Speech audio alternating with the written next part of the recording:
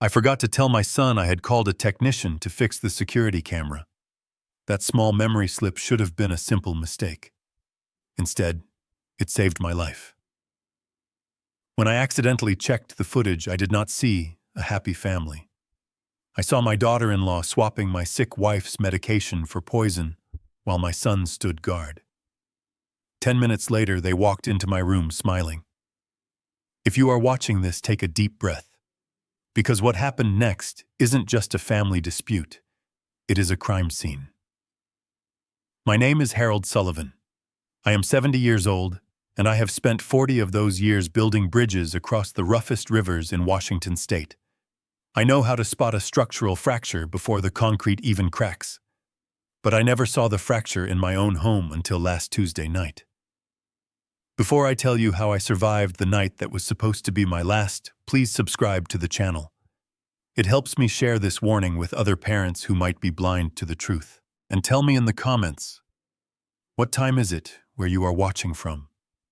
I am reading every single one of you. It was raining that night, that relentless Seattle drizzle that drums against the window pane like a warning. I was sitting in my home office with the lights off, just enjoying the silence. My wife Patricia was asleep upstairs, or at least I hoped she was asleep. The Parkinson's makes her nights difficult, and her days even harder. I was exhausted. Not the good kind of tired you get after a day of honest work, but the heavy, soul-crushing fatigue of watching the woman you love slowly fade away. My phone vibrated against the mahogany desk. It was a single sharp buzz that cut through the darkness. I picked it up, squinting at the harsh blue light. A notification banner sat across the screen. Living room camera status active. My heart skipped a beat. I had called the technician quietly that morning while my son Brandon and his wife Tiffany were out at brunch. I thought the system was still rebooting. I almost swiped the notification away. I almost put the phone down and went to check on Patricia. But something, maybe that old engineer's gut instinct that has kept me alive on construction sites, told me to look. I tapped the screen. The video feed loaded instantly in high definition. What I saw made my blood run cold. There, in the living room I had paid for, sat Tiffany. She looked like the perfect daughter-in-law. Blonde hair pulled back, a soft pastel cardigan, the kind of woman who volunteers at the library.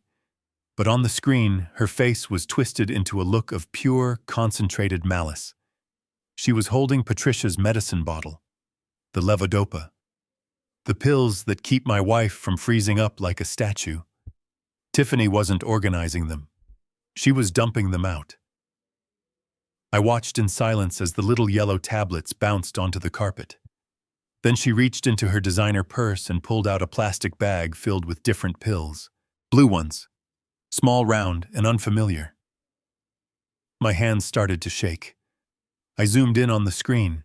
She was filling the prescription bottle with the blue pills. But it wasn't just her. The camera angle shifted slightly, and I saw a pair of legs standing by the archway leading to the kitchen. It was Brandon, my son. The boy I taught to ride a bike. The man I paid tuition for. He wasn't stopping her. He was watching the front door. He looked pale, sweating even in the air-conditioned house. I turned up the volume on my phone. The audio was crisp. I heard Brandon's voice cracking with fear. "Tiffany, are you sure about this? If Dad finds out, we are done. We go to jail." Tiffany didn't even look up. Her voice came through the speaker like ice. "Stop being such a coward, Brandon. The old man is practically senile. He thinks the camera is broken. He thinks your mother is just getting worse. By the time the ambulance gets here, the blue pills will have dissolved. It will look like a natural decline. Did you get the insurance papers ready?" I felt like I had been punched in the chest. I couldn't breathe. This wasn't a mistake. This wasn't negligence. This was a plan, an execution.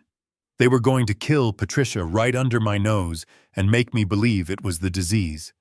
My grief turned into a hot, white rage. I gripped the edge of my desk so hard I thought the wood would splinter. My first instinct was to roar.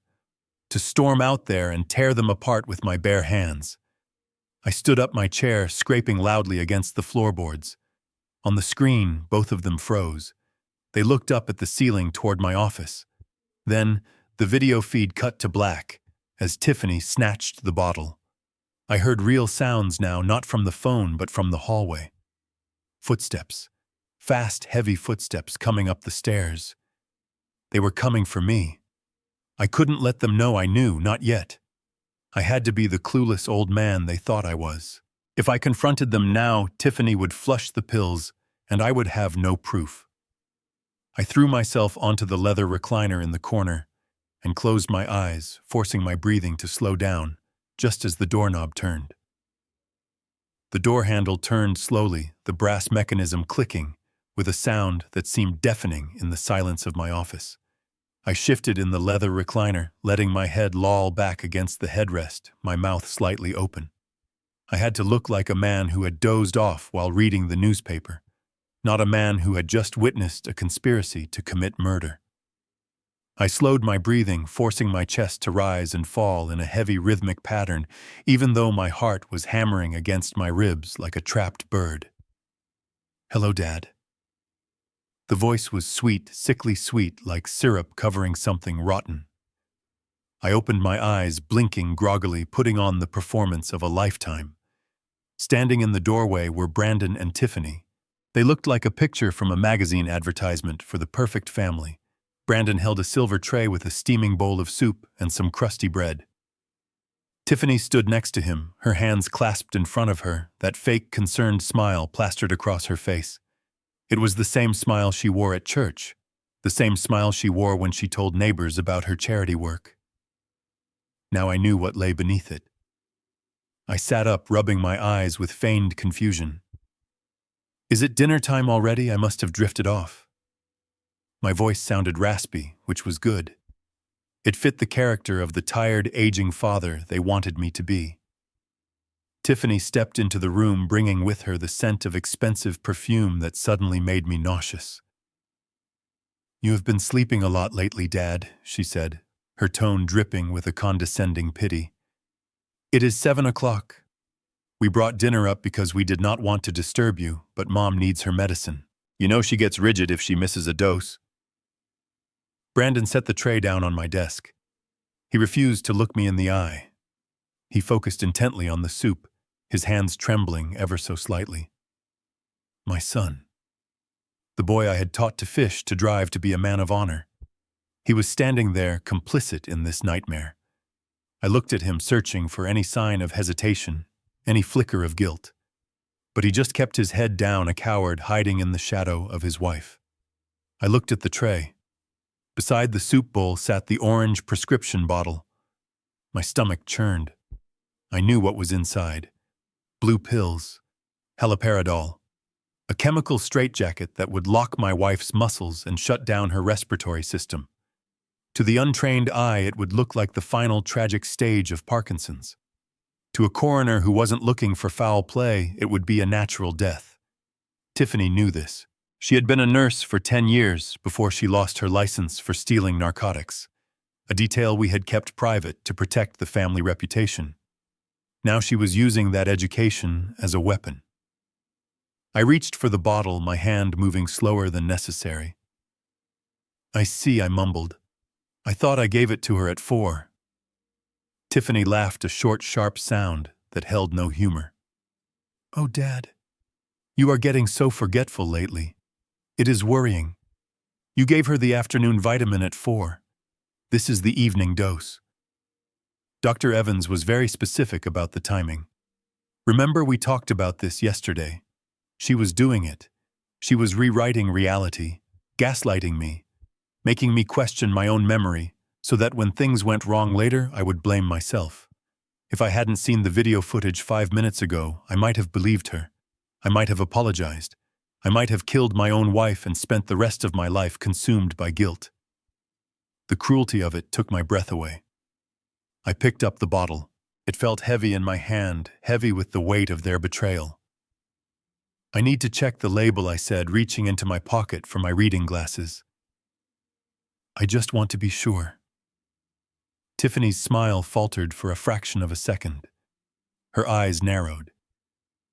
Dad, it is the same bottle as always. Why are you being so difficult? Mom is waiting. She is in pain. Do you want her to suffer because you are being stubborn?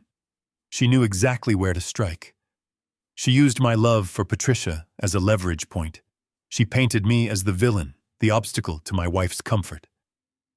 I looked at Brandon. Son, I asked, do you think I am being stubborn? Brandon flinched. He finally looked up, his face pale and sweaty. Just give her the pills, Dad. Please. Let's just get this over with. Get this over with! That was a poor choice of words. He wasn't talking about the medication. He was talking about the murder. He wanted it done so he could stop shaking. I stood up, gripping the bottle. Okay. Let's go. But I am giving it to her. She likes it when I do it. Tiffany stepped in front of me, blocking my path to the door. Her voice dropped an octave, becoming firm, authoritative. The nurse taking charge of the unruly patient. Actually, Dad, I think I should do it. Your hands have been shaking lately. We do not want you to drop them or give her the wrong amount. Besides, you need to eat your soup before it gets cold. You look weak. She reached out to take the bottle from me. Her fingernails were painted a perfect glossy red. They looked like claws. I knew that if I handed this bottle over, Patricia would be dead by morning. But if I refused too aggressively, they would know I suspected something. If they knew I knew, with a $2 million debt hanging over Brandon's head, they might just decide to stage a double accident tonight. I was outnumbered and physically outmatched. I needed to be smart. I needed to be the clumsy old man they thought I was. I pulled the bottle back slightly. No, Tiffany. I am her husband. I will do it. I took a step forward, intentionally catching my foot on the edge of the rug. It was a move I had seen actors do 100 times, but I had to make it look real. I pitched forward, letting out a startled cry. My shoulder slammed into the doorframe, and I let my hand spasm. The bottle flew from my grip. It hit the hardwood floor with a loud clatter. The cap, which I had loosened just a fraction while I was pretending to inspect the label, popped off. The blue pills exploded outward, scattering across the Persian rug and rolling under the desk. "Oh, for God's sake!" Tiffany shrieked. Her mask of kindness shattered completely. She looked at the scattered pills with pure fury. "I am sorry. I am so sorry," I stammered, dropping to my knees immediately. I was right. My hands. I am so clumsy. Dad, Brandon yelled, exasperated. He dropped to his knees too, scrambling to collect the pills. "Don't touch them, Dad. We need to find all of them. These are expensive." I was on the floor, crawling on my hands and knees. My heart was pounding so hard I thought they could hear it. This was the moment. This was the only chance I would get. I saw a small blue pill resting near the leg of the recliner, hidden in the shadow of the leather. Tiffany was busy berating Brandon, telling him to check under the rug. Brandon was distracted, sweeping the floor with his hands. I reached out, my movement swift and precise. I grabbed the blue pill. In one smooth motion, I brought my hand up to my chest, pretending to clutch my heart, as if I was out of breath, and slipped the pill into the breast pocket of my flannel shirt. I got it. I stayed on the floor, breathing heavily, acting the part of the distressed senior. "I am sorry," I repeated, making my voice tremble. "I just wanted to help." Tiffany stood over me. She looked down with a mixture of disgust and hatred that was so raw it was almost impressive. She wasn't looking at a father-in-law. She was looking at a useless object that was taking too long to break. "Get up, Harold," she said. She dropped the dad act. "Get up. Brandon, pick up the pills. Wash them off. We can still use them." "But they have been on the floor," I protested weakly, as Brandon helped me to my feet. "It doesn't matter," Tiffany snapped. She snatched the bottle from Brandon, who had managed to scoop up most of the scattered tablets. It is just a little dust. It won't kill her." The irony of her words hung in the air, thick and suffocating. No, the dust wouldn't kill her. The haloperidol would. Tiffany capped the bottle aggressively. "Sit down and eat your soup, Harold. I will take care of Patricia. Clearly you are not capable of handling simple tasks anymore. Maybe it is time we discussed that assisted living facility sooner rather than later." She turned on her heel and marched out of the room, the bottle clutched in her hand like a trophy. Brandon lingered for a second. He looked at me, and for a moment I saw the little boy who used to scrape his knees and come running to me for a Band-Aid. He looked terrified. He opened his mouth as if to say something, maybe to warn me, maybe to apologize. "Go," I said, my voice cold and hard. "Go help your wife." He flinched as if I had struck him, then turned and hurried after her. I stood alone in the office. The soup on the desk was getting cold. I reached into my pocket and pulled out the small blue pill. It was tiny, innocuous looking, but it was the smoking gun. I had the evidence. Now I just had to survive long enough to use it. I checked my watch. The sun had set completely. The house was dark. And downstairs, I knew they were preparing the lethal dose. I didn't have much time. I needed to get to the basement, to the old intercom system. I needed to know exactly when they planned to strike. And more importantly, I needed to make sure they didn't come back to finish me off before the night was over. I locked the office door quietly. I didn't eat the soup. I poured it into the potted plant in the corner. I wasn't taking any chances. Then, moving with a speed that would have surprised my son, I slipped out the side door of the office that led to the back servants' staircase. The hunt was on, and they had no idea that the prey had just become the predator. The silence that followed the closing of the door was heavy and suffocating. I stood there for a moment, listening to the retreating footsteps of my son and daughter-in-law. I heard their whispers fade down the hallway, followed by the soft click of their bedroom door closing. Only then did I allow myself to breathe. The air in my lungs felt hot, tainted by the charade I had just performed. I moved quickly to the office door, my hand trembling as I turned the heavy brass lock. The click echoed in the room, a small sound that marked the boundary between their world of lies and my sanctuary of truth. I leaned my back against the wood of the door, closing my eyes for a second. I needed to compose myself. I was a structural engineer. I solved problems. I dealt with facts, with loads, with stress points. I could not afford to be a heartbroken father right now. I had to be a cold, calculating investigator. I pushed myself off the door and walked back to my desk, my legs feeling like they were made of lead. I reached into the pocket of my flannel shirt. My fingers brushed against the small, hard object I had stolen from the floor. I pulled it out and placed it in the center of my desk blotter. Under the warm glow of the desk lamp, the pill looked innocuous. It was small, round, and a pale shade of blue. To anyone else, it was just medicine. But I knew it was a weapon. I opened the top drawer of my desk and retrieved my magnifying glass. It was an old tool, one I had used for decades to inspect blueprints and examine hairline fractures in concrete samples. I never thought I would use it to inspect the instrument of my wife's murder. I leaned over the desk, bringing the glass down until the pill came into sharp focus. The blurry surface resolved into clear, stamped letters and numbers. I memorized the code. I did not trust myself to write it down, fearing I might leave the paper somewhere they could find it. I turned to my computer, waking the screen from its sleep mode. The blue light washed over my face, harsh and clinical. I opened a private browsing window and typed the code into a pharmaceutical identification database. My heart hammered against my ribs, a frantic rhythm that seemed to count down the seconds of my life. The search results loaded instantly. Haloperidol. I stared at the word. I knew it.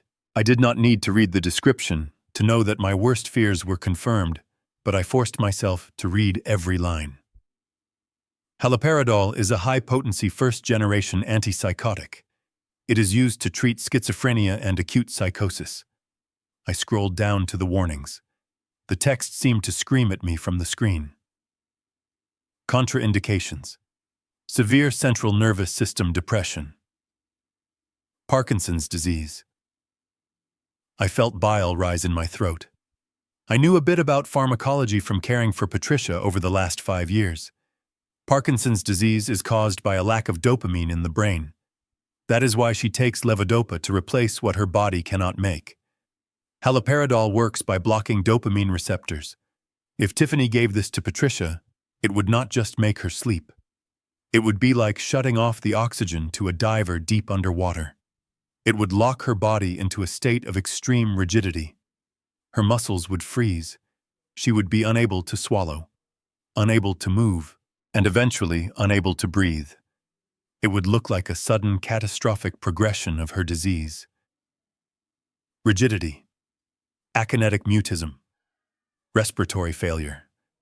It was a cruel, agonizing way to die. And Tiffany, with her nursing background, knew exactly what she was doing. She wasn't just killing my wife, she was torturing her to death. I slumped back in my chair, the strength draining from my body. I looked at the blue pill sitting on my desk. It was no longer just a piece of chemical compound. It was a symbol of pure evil. And my son was part of it. That was the thought that broke me. I spun my chair around, facing the dark corner of the room, away from the computer screen. I put my face in my hands and let out a shuddering breath. Brandon. My boy. Images from the past flooded my mind, unbidden and painful. I saw him as a 5-year-old running across the lawn with a scraped knee, crying for me to fix it. I saw him at 10, sitting at the kitchen table, carefully gluing a wingback onto a model airplane because he didn't want it to be broken. I saw him at 16, standing tall in his varsity jacket, promising me that he would make me proud. I remembered a specific afternoon when he was 12. We were fishing down by the lake.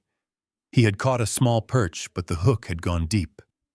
Instead of ripping it out, he had sat there for 20 minutes, gently working it free with tears in his eyes, because he didn't want to hurt the fish. When he finally released it back into the water, he looked at me with those big brown eyes and said, "Life is important, right, Dad?" Where was that boy?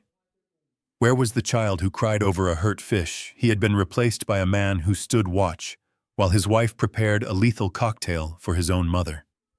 He had been replaced by a coward who valued money over the woman who gave him birth. I tried to pinpoint where I went wrong. Did I work too much?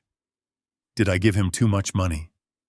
Did I shield him from the consequences of his actions so often that he thought he could get away with anything? Even murder, the pain was physical. It felt like a jagged stone in the center of my chest. I wanted to grieve. I wanted to mourn the loss of the son I thought I had. But I couldn't. Not yet. Grief is a luxury for the living, and right now I was fighting to keep us among them. I wiped my face with my rough hands. I had to focus on the why. Why now? Why tonight? Tiffany was evil. I had always suspected that. She was cold, calculating, and materialistic. But Brandon was weak. He was a follower. What kind of pressure was he under that would make him agree to this? As if the universe was listening to my question, my phone buzzed on the desk. It was not the camera alert. It was a different tone, a sharp chime that I had set for financial notifications. I picked up the phone, my eyes adjusting to the brightness. It was a text message from my bank's fraud detection system. Transaction declined. Attempted withdrawal of $5,000 from ATM at the Horseshoe Casino. Card ending in 4498. The card ending in 4498. That was the emergency supplementary credit card I had given Brandon years ago. I had set a limit on it and practically forgotten about it. He hadn't used it in months. $5,000. At a casino ATM. Tonight. I stared at the timestamp. The attempt was made 2 minutes ago. My blood ran cold. Brandon wasn't in his room sleeping. He wasn't comforting his wife. He was likely in the bathroom or the closet frantically trying to pull cash from a card I paid for. Why would he need $5,000 in cash at 10 o'clock on a Sunday night? You don't need cash for a mortgage payment. You don't need cash for groceries. You need cash for sharks. You need cash for debts that are off the books. I connected the dots. The desperation in his voice I heard on the camera. The sweating. The shaking hands. The rush to get the inheritance. He wasn't just greedy. He was drowning. He had gambled everything away. My son was not just a failure. He was a desperate debtor who had likely borrowed money from dangerous people. And now those people wanted their money back. The realization hit me with the force of a sledgehammer. He was selling us. He was trading his mother's life for a stack of chips to pay off a bookie or a drug dealer. I looked at the notification again. The declined transaction meant he was out of options. He had hit the wall. A desperate man is a dangerous man. If he couldn't get the money from the card and he couldn't get the inheritance quickly enough, what would he do next? A chill went down my spine that had nothing to do with the temperature of the room. I realized that the timeline had just accelerated. They weren't going to wait for the pills to work slowly. If Brandon needed money tonight, or by tomorrow morning, they needed Patricia dead immediately. I was not just dealing with murderers. I was dealing with cornered rats. And I was the only thing standing between them and the cheese. I sat up straight, the grief vanishing, replaced by a cold, hard resolve. I placed the phone back on the desk next to the pill. The evidence was mounting. But so was the danger. I needed to know exactly how deep in the hole he was. I needed to hear it from his own mouth. I remembered the old intercom system, the one connected to the garage but which also had a receiver in the master bedroom's walk-in closet, the closet that shared a ventilation shaft with the guest room where Brandon and Tiffany were staying. I stood up. I had to move. I had to get to the basement garage. If my hunch was right, Brandon would not be sleeping. He would be panicking. And panic makes people talk. I checked the lock on the office door one last time, turned off the computer screen, and moved toward the hidden servants' staircase that led down to the darkness of the lower level. The night was far from over. The servants' staircase was narrow, smelling faintly of old cedar and damp earth. It was a passage I had not used in years, a relic from when this house was bustling with staff and energy. Now it served as my descent into the underworld of my own home.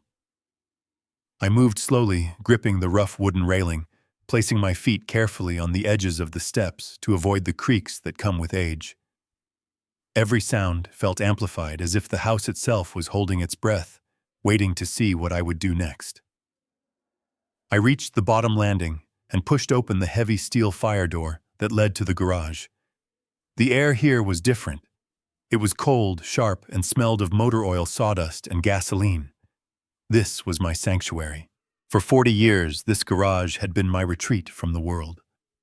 It was where I restored my classic Mustang, where I fixed the lawnmowers, where I built the birdhouses that Patricia loved so much. It was a place of honest labor, where broken things were mended with patience and skill. My children hated it down here. Brandon used to complain about the grease stains on his clothes, and Tiffany turned her nose up at the dust, calling it a hoarding pit. To them, it was just a dirty room full of junk. To me, it was the only place left where I had total control. I did not turn on the overhead fluorescent lights. Their hum would be too loud, and the sudden brightness might spill out under the garage doors. Instead, I navigated by memory, in the gloom, my hand trailing along the familiar edge of my workbench. My fingers brushed against wrenches, screwdrivers, and jars of nails, each one in its specific place. I made my way to the far wall behind a stack of old tires and a dusty tarp covering the lawn tractor. There, mounted on the pegboard, was a small beige plastic box. It was an intercom system I had installed in 1995. Back then, Brandon was just a teenager, and he had gone through a rebellious phase. I had wired the house myself, running cables behind the drywall so Patricia could call me in the garage without having to shout down the stairs. But I had also installed a master override switch, that allowed me to listen in on the other rooms. I had used it exactly twice in my life, once to make sure Brandon wasn't sneaking out, and once to check if Patricia was calling for help after her diagnosis. For the last 10 years, it had sat there gathering dust, a piece of obsolete technology in a world of smartphones and Wi-Fi cameras. Tiffany and Brandon probably didn't even know it existed, or if they did, they assumed it was broken, like everything else they thought was old and useless. I reached out and wiped the layer of grime from the faceplate. My hand hovered over the dial. The plastic was cold. I felt a surge of hesitation. Eavesdropping is a violation. It is a breach of trust. But the image of that blue pill on my desk flashed in my mind. The trust was already gone. It had been dissolved in a glass of water and fed to my wife. I turned the dial to channel 3. The guest suite. A burst of static hissed through the small speaker, loud in the silence of the garage. I quickly covered the speaker with my palm, muffling the sound, and adjusted the squelch knob until the hiss faded into a low hum. At first, there was only silence, then a sound that made my stomach tighten. Sobbing. It was a pathetic, gasping sound, like an animal trapped in a snare. It was Brandon. "Get a hold of yourself, Brandon. Look at me." Tiffany's voice was sharp, cutting through the static. She wasn't whispering anymore. She sounded angry, but beneath the anger I heard something else. Fear. Controlled, calculated fear. I leaned in closer to the beige box, my ear pressed against the plastic grid. "I can't do it, Tiff. I can't do it." Brandon's voice was shaking so hard the words were barely intelligible. I saw him. I saw his face when he dropped the pills. He looked so old. He's my dad. And Mom. God. Tiff, she looked at me today. She looked right at me. "Oh, shut up," Tiffany hissed. The sound of a slap echoed through the speaker. It was a wet, meaty sound. "Listen to me, you pathetic little man. We do not have a choice. Do you understand? We are past the point of no return. You put the pills in the bottle. You are an accessory to attempted murder already. If we stop now, we go to jail. Is that what you want? You want to be someone's girlfriend in a federal prison house?" I squeezed my eyes shut. Hearing my son being slapped by his wife, hearing him reduced to this whimpering mess, was almost as painful as the murder plot itself. But I needed to hear the reason. I needed the number. "It is not just jail." Brandon whimpered. His voice dropped to a terrified whisper that I had to strain to hear. "It's the Russians, Tiff. They called me again while Dad was in the bathroom. They know we are here. They said they are tired of waiting." I froze. Russians. This was not just a gambling debt at a local casino. This was organized crime. "How much time did you buy us?" Tiffany asked. Her voice was devoid of sympathy. She sounded like a project manager discussing a deadline. I told them the inheritance is coming. I told them Dad is signing the house over this week. But they said they don't want a house. They want liquid cash.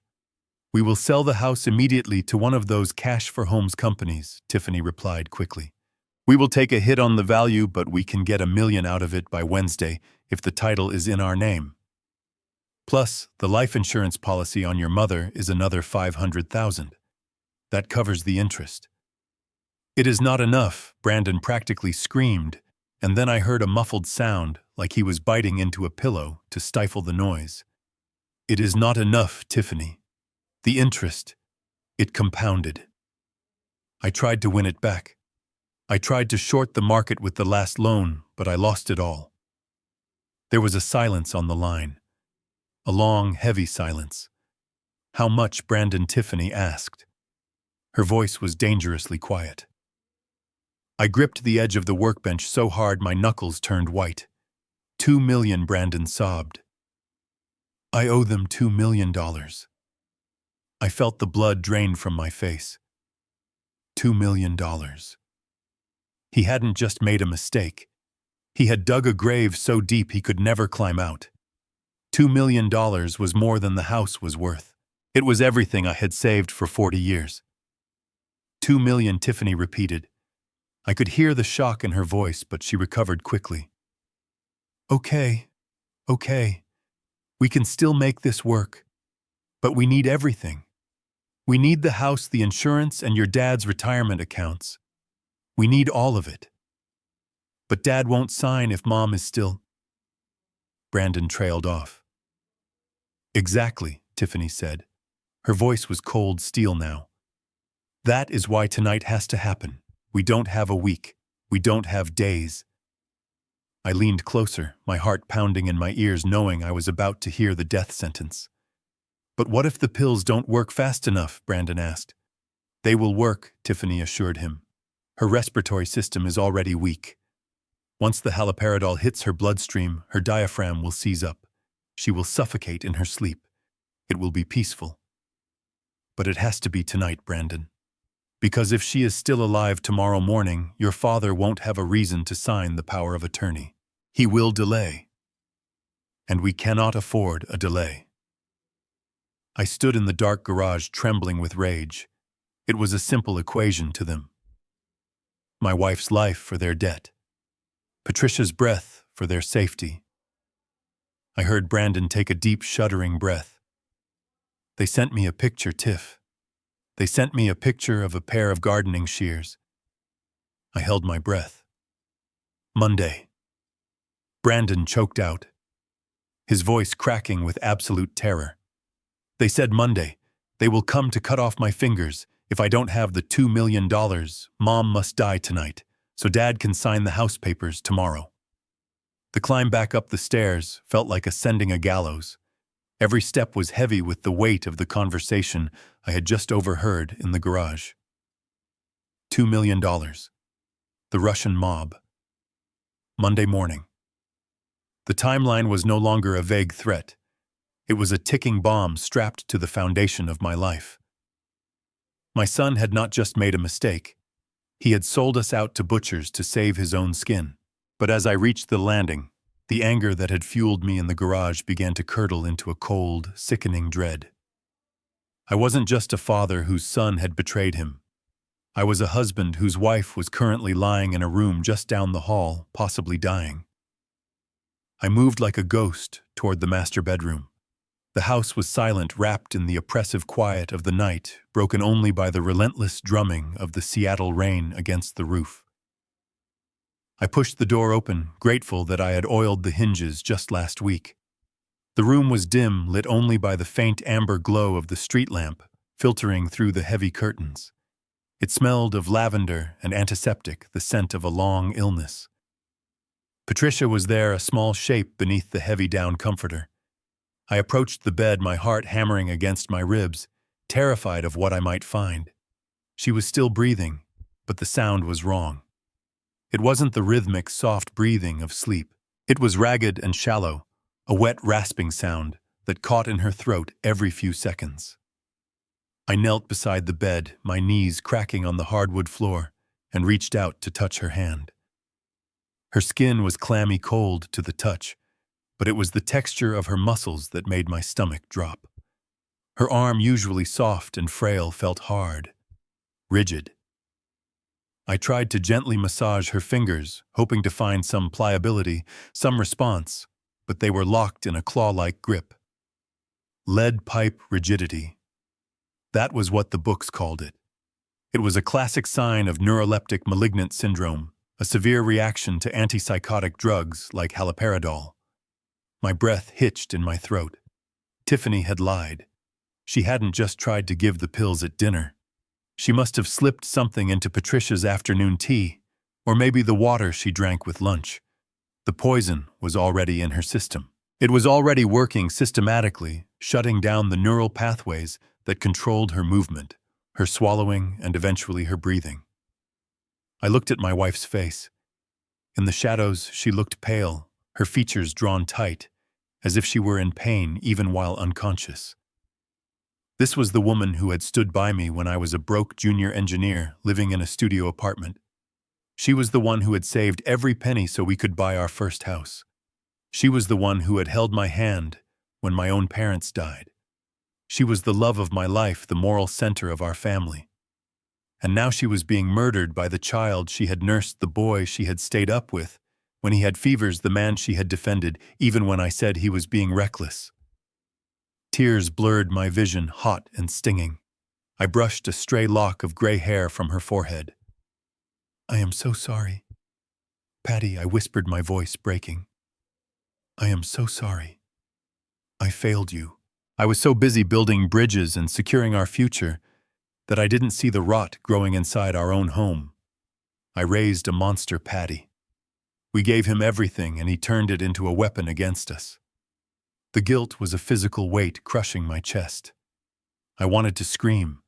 I wanted to shake her awake and tell her we had to run, but I knew she couldn't move. I was alone in this. My hand went to my pocket, gripping my smartphone. The screen lit up the darkness. The numbers 911 stared back at me from the emergency dialer. It would be so easy. One press of a button.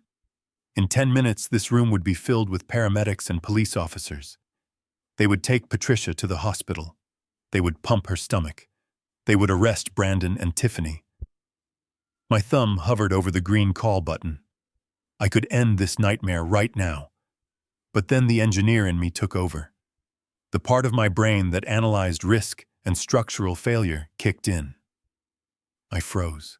If I called the police now, what would happen really happen? They would find a sick elderly woman having a bad reaction to medication.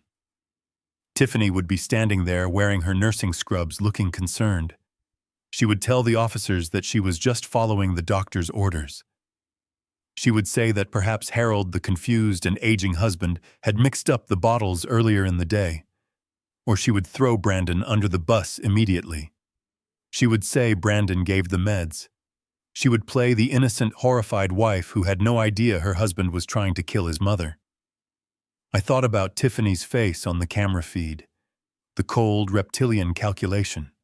She was smart. She knew the legal system. Without undeniable proof, without catching her in the act, or having a recording of her confessing to the murder plot, it would be her word against mine. And she was a young, articulate white woman with a medical background. I was a distraught 70-year-old man who had just admitted to being confused about pills earlier that evening. There was a terrifying possibility that she could talk her way out of it. She could claim medical error. She could claim accidental overdose. And if she walked free, she would come back. She would sue for guardianship. She would paint me as incompetent. And Brandon. My son was weak. If Tiffany was cornered, she would manipulate him into taking the fall alone. He would go to prison for life, and she would disappear with whatever assets she could claw out of the divorce. No.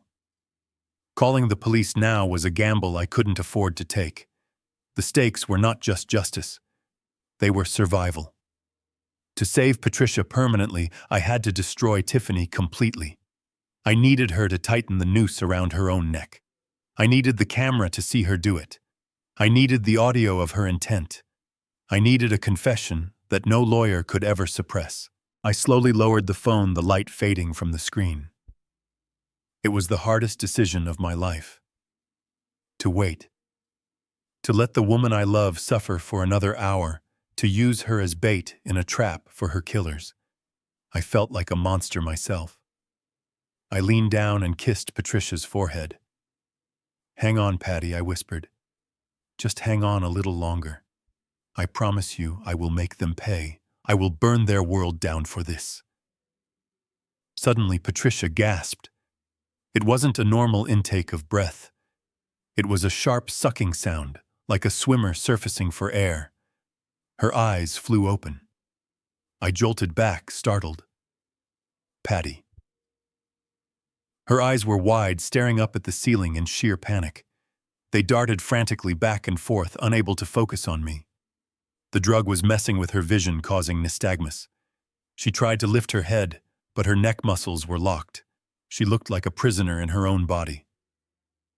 "Patty, it's me. It's Harry. I am here. She tried to speak. Her jaw worked, grinding her teeth together, but her lips were stiff. A low, guttural moan escaped her throat. It was the sound of pure frustration and terror. She was awake, she was conscious, but she couldn't move. She was trapped in a nightmare, unable to scream. I leaned closer, my ear hovering inches from her mouth.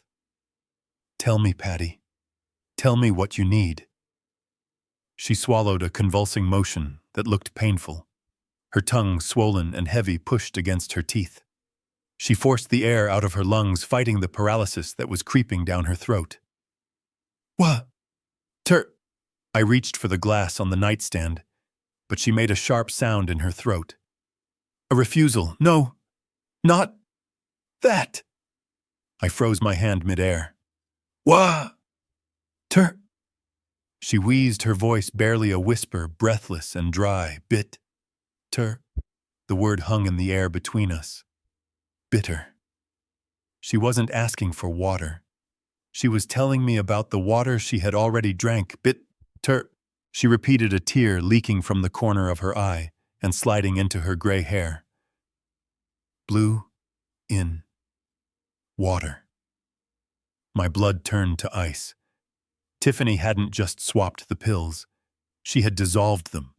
She had crushed the haloperidol into Patricia's water glass earlier that afternoon. That was why the reaction was so fast. That was why Tiffany was so confident. The weapon wasn't just in the bottle. It had already been deployed. Patricia looked at me, her eyes pleading. She knew, somewhere in the fog of her illness, she knew something was wrong. She knew the water shouldn't taste like chemicals. She knew her body shouldn't feel like stone. Help me. The desperation in her voice broke the last remnant of my hesitation. I gripped her hand, squeezing the rigid fingers. I am going to help you, Patty. I swear to God. But I need you to be strong. I need you to close your eyes and pretend to sleep. Can you do that for me? She stared at me through confusion, warring with fear. They are coming back, Patty, I whispered urgently. And if they see you awake, they will hurt you. You have to pretend. Please, trust me. She looked at me for a long, agonizing second. Then slowly, with immense effort, she let her eyelids droop shut. Her breathing remained ragged, but she stopped trying to move. I kissed her hand one last time and stood up. I had my confirmation. I had my motivation. Now I needed my shotgun. I turned to leave the room, my movements silent and predatory. I wasn't just an old man anymore. I was the hunter. And the wolves were at the door. I checked my watch. It was 10:30. The main event was about to begin. I slipped out of the room and headed for the darkness of the hallway, my mind racing with the layout of the trap I was about to spring. The time for sorrow was over. The time for violence had arrived. The morning sun did not bring relief. It brought a harsh, exposing light that made the events of the previous night feel like a fever dream. But the weight of the shotgun shell in my pocket was real. The image of my wife lying paralyzed in her bed was real. I had spent the hours between midnight and dawn sitting in the armchair by the window, watching the rain stop and the gray clouds begin to break. I had not slept. I could not sleep. Every time I closed my eyes, I saw Tiffany's face on that camera feed, coolly dispensing death as if she were pouring sugar into tea. Now, as the clock struck 8, I knew it was time to start the performance of my life. I had to be the broken man they wanted me to be. I had to be the senile, overwhelmed old fool who was ready to surrender his kingdom. I shuffled down the hallway, deliberately dragging my feet. I had messed up my hair, left my shirt untucked, and skipped shaving. The stubble on my chin was gray and rough, adding to the look of a man who had given up on himself. I could smell bacon and coffee coming from the kitchen. It was a domestic smell, warm and inviting, a stark contrast to the cold-blooded murder plot unfolding under this roof. It made my stomach turn. When I entered the kitchen, the scene was almost grotesque in its normalcy. Tiffany was standing by the stove flipping pancakes. She was wearing a floral apron over her yoga clothes, humming a soft tune. Brandon was sitting at the island, staring into a mug of black coffee. He looked terrible. His eyes were bloodshot, surrounded by dark circles that spoke of his own sleepless night. His leg was bouncing nervously under the table. When he saw me, he flinched, splashing a little coffee onto his hand. "Morning, Dad." Brandon mumbled, wiping his hand on his jeans. He sounded hoarse. I did not answer immediately. I walked to the coffee pot, letting my hand tremble as I reached for a mug. I let the ceramic clink loudly against the granite counter, a clumsy, jarring sound. "Morning," rasped my voice, weak and thinned by exhaustion. "Is your mother awake?" Tiffany turned around, flashing that bright, predatory smile. "Not yet, Harold. I checked on her a few minutes ago. She is sleeping deeply. I think she really needed the rest. You know how restless she has been. She was talking about the coma she had induced. She was talking about my wife's body slowly shutting down." I gripped the mug, forcing myself not to throw it at her face. I must have messed up the pills," I said, looking down at my feet. I sat down at the table, slumping my shoulders. I was thinking about it all night. I got confused. The yellow bottle, the blue bottle. I don't remember which one I opened. The room went silent. I risked a glance at them. Tiffany and Brandon exchanged a look. It was a look of pure triumph. They thought I was doing their work for them. I was validating their narrative. I was admitting incompetence. "Don't worry about it, Dad," Tiffany said, her voice dripping with fake sympathy as she placed a plate of pancakes in front of me. "We all have those moments. That is why I am here, to help you manage things. You have been under so much stress lately. Taking care of Patricia all by yourself. It is too much for one person, especially at your age." I picked up my fork and let it hover over the food, staring blankly at the syrup. "It is too much," I whispered, letting a tear leak out of my eye. I practiced this in the mirror upstairs. "I am tired, Brandon. I am so tired. I looked at the bank accounts this morning. I can't make sense of the numbers anymore. I feel like I am drowning." Brandon looked up, a flicker of hope in his terrified eyes. "What do you mean, Dad?" I put the fork down with a clatter. "I mean I am done. I can't fight this anymore. Your mother is getting worse. I am getting forgetful. I almost hurt her last night with the medicine. I can't trust myself." I took a deep, shuddering breath, preparing to deliver the line that would seal the trap. "I have decided to call my lawyer, Mr. Henderson, tomorrow morning. I am going to have him draw up the papers. I want to transfer the power of attorney to you kids. You should handle the house. You should handle the accounts. I just want to sit with your mother and hold her hand until the end. I don't want to think about money anymore." The effect was instantaneous. Brandon stopped bouncing his leg. He sat up straighter, looking like a man who had just been pulled from a burning building. The relief on his face was so profound, it was almost pathetic. He thought he was saved. He thought the $2 million would be his by Tuesday. "Dad, are you sure?" Brandon asked, trying to sound concerned but failing to hide the eagerness in his voice. "That is a big step." "It is the only step," I said, shaking my head. "I trust you, son. You are a businessman. You know how to handle these things better than an old engineer. Take the house. Take the investments. Just promise me you will take care of us." Tiffany walked over and put her hand on my shoulder.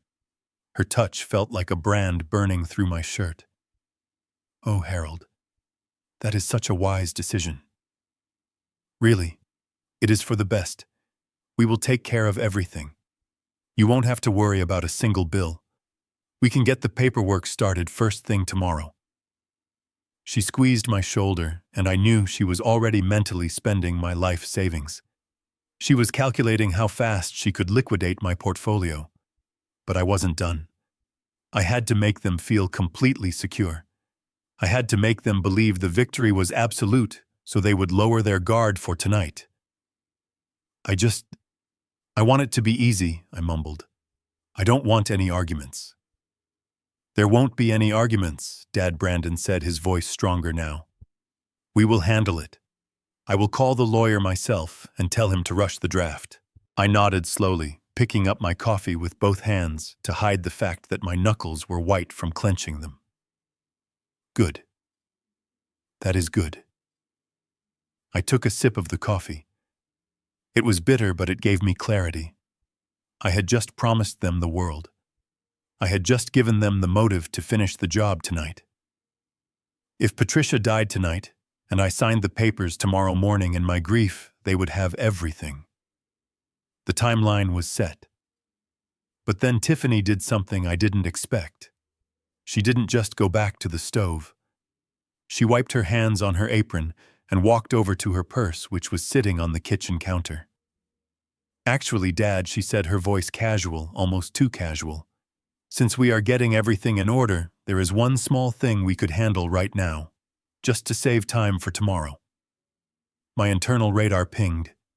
Danger. She pulled a folded document out of her bag. It wasn't crisp and new.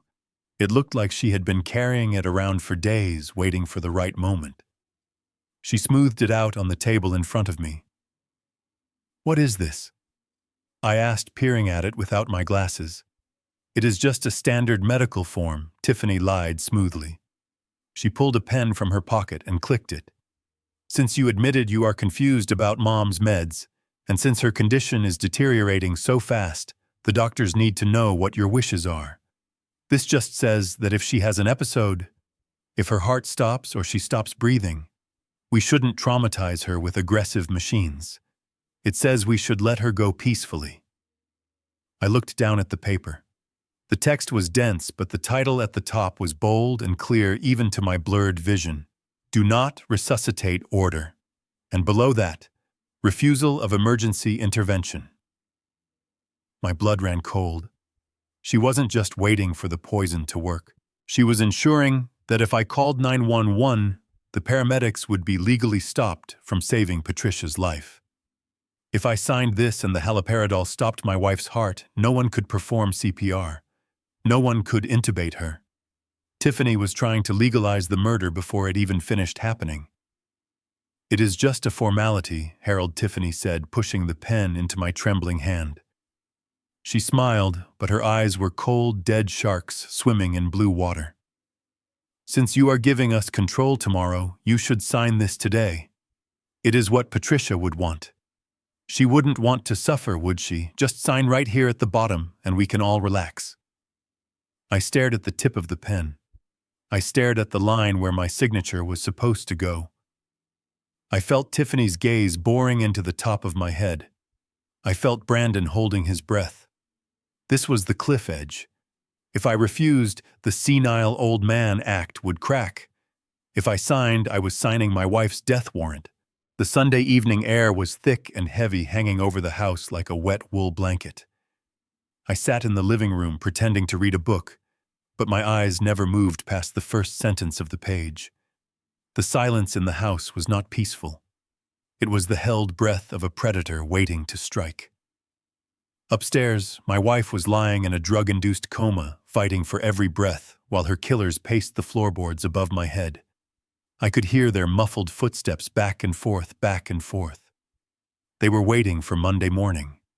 They were waiting for me to sign the papers. But the universe had other plans, and the timeline was about to shatter.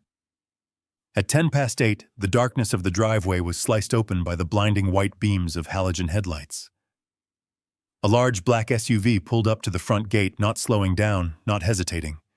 It rolled right up to the front steps, the tires crunching loudly on the gravel. This was not a delivery driver. This was not a neighbor. This was an invasion. I heard a gasp from the top of the stairs. I looked up to see Brandon peering through the hallway window. His face, which had been pale all day, drained of color completely until he looked like a ghost. He stumbled back, his hands shaking so violently he had to grab the banister to keep from falling. It is them, he squeaked, his voice cracking into a high-pitched whine of pure terror. Oh God, Tiffany, it is them, they are here early. Tiffany appeared beside him, her face tight with anger. Who is here? Who is it, Brandon? The Russians. Brandon hyperventilated, his knees actually knocking together. He looked around wildly like a trapped rat looking for a hole. I can't talk to them. I don't have the money yet. They will take my fingers, Tiffany. They said they would cut them off right here in the house. He did not look at me. He did not think about protecting his mother or his father. He spun around and ran into the guest bedroom, and a second later I heard the door to the walk-in closet slam shut. My son, the man I had raised to stand tall, was cowering among the winter coats while strangers marched up to our door. Tiffany looked down at me. For a split second I saw fear in her eyes too, but she shoved it down instantly. She was a survivor, I would give her that. She pointed a manicured finger at the front door. Harold, answer the door, she commanded, her voice sharp and breathless. It is probably just someone lost. Or a salesman. Go get rid of them. She turned and retreated into the shadows of the hallway, leaving me alone in the foyer. I stood up slowly. My joints popped. I was 70 years old. I had a bad back and arthritis in my knees. But as I walked toward that heavy oak door, I felt something shift inside me. I was not Harold the retiree. I was not Harold the victim. I was the chief engineer who had managed 500 roughnecks on the wildest bridge projects in the Pacific Northwest. I had stared down union breakers, corrupt inspectors, and storms that could snap steel cables. I straightened my spine. I buttoned my cardigan. I was the master of this house, and no one was going to smell fear on me tonight. The doorbell did not ring. Instead, 3 heavy rhythmic pounds shook the frame. Boom, boom, boom. I unlocked the deadbolt and pulled the door open. The damp night air rushed in, carrying the smell of rain and expensive cologne. Standing on my porch were 3 men. They looked like a wall of muscle wrapped in dark trench coats. The 2 in the back were giants, their eyes scanning the interior of my house with professional boredom. But the man in the front was different. He was shorter, leaner, with a face that looked like it had been carved out of granite. He had a scar running through his left eyebrow, and his eyes were dark, intelligent, and completely devoid of mercy. "Can I help you, gentlemen?" I asked. My voice was steady. It was low and rumbling, the voice I used to use to give orders over the roar of excavators. The man in front smiled, but it didn't reach his eyes. "Good evening, Mr. Sullivan. We are looking for Brandon. Is he home?" "My son is not available," I said, blocking the doorway with my body. "And I do not recall him having any appointments on a Sunday night." "Who are you?" The man stepped closer. He invaded my personal space, looming over me, trying to use his physical presence to make me shrink. I did not step back. I held my ground, looking him dead in the eye. "We are associates of your son," the man said softly. "He has something that belongs to us. We were told that he would have it by tomorrow, but my employer is a very impatient man. He likes to check in on his investments." "I know what this is about," I said, deciding to drop the pretense. "I know he owes you money, but you are not getting it tonight. And you are trespassing on private property. I suggest you get back in your car and leave before I call the police." The man laughed. It was a dry, rasping sound. "Police, you won't call the police, old man. Because if the police come, they will start asking questions about where Brandon got the money to lose in the first place. And they might ask about what is happening in the bedroom upstairs." My heart skipped a beat. How much did they know? Were they watching the house, or was he just bluffing? The man leaned in, his voice dropping to a whisper that was more terrifying than a shout. "Listen to me closely, Mr. Sullivan. I respect your generation. You are tough. I can see that. But your son, he is soft. He is weak. He borrowed $2 million in cryptocurrency on a margin call, and he lost it all in 48 hours. Do you know what he used as collateral? I stayed silent, my jaw clenched. He didn't have any assets, the man continued, enjoying the look on my face. So he used a guarantor. He signed a contract stating that he had full power of attorney over this estate. He pledged this house. He pledged your retirement accounts. And he pledged your life insurance policies. The rage flared up in my chest, hot and blinding. Brandon hadn't just waited for us to die. He had already sold our deaths to the highest bidder. He does not have power of attorney, I said through gritted teeth. Not yet, the man replied calmly. But he told us he would have it by Monday morning. He said nature was taking its course. He said there would be a tragedy in the family tonight. The man looked up at the ceiling toward the room where Patricia lay. We are not unreasonable, Mr. Sullivan. We just want to get paid. If Brandon pays us tomorrow, we go away.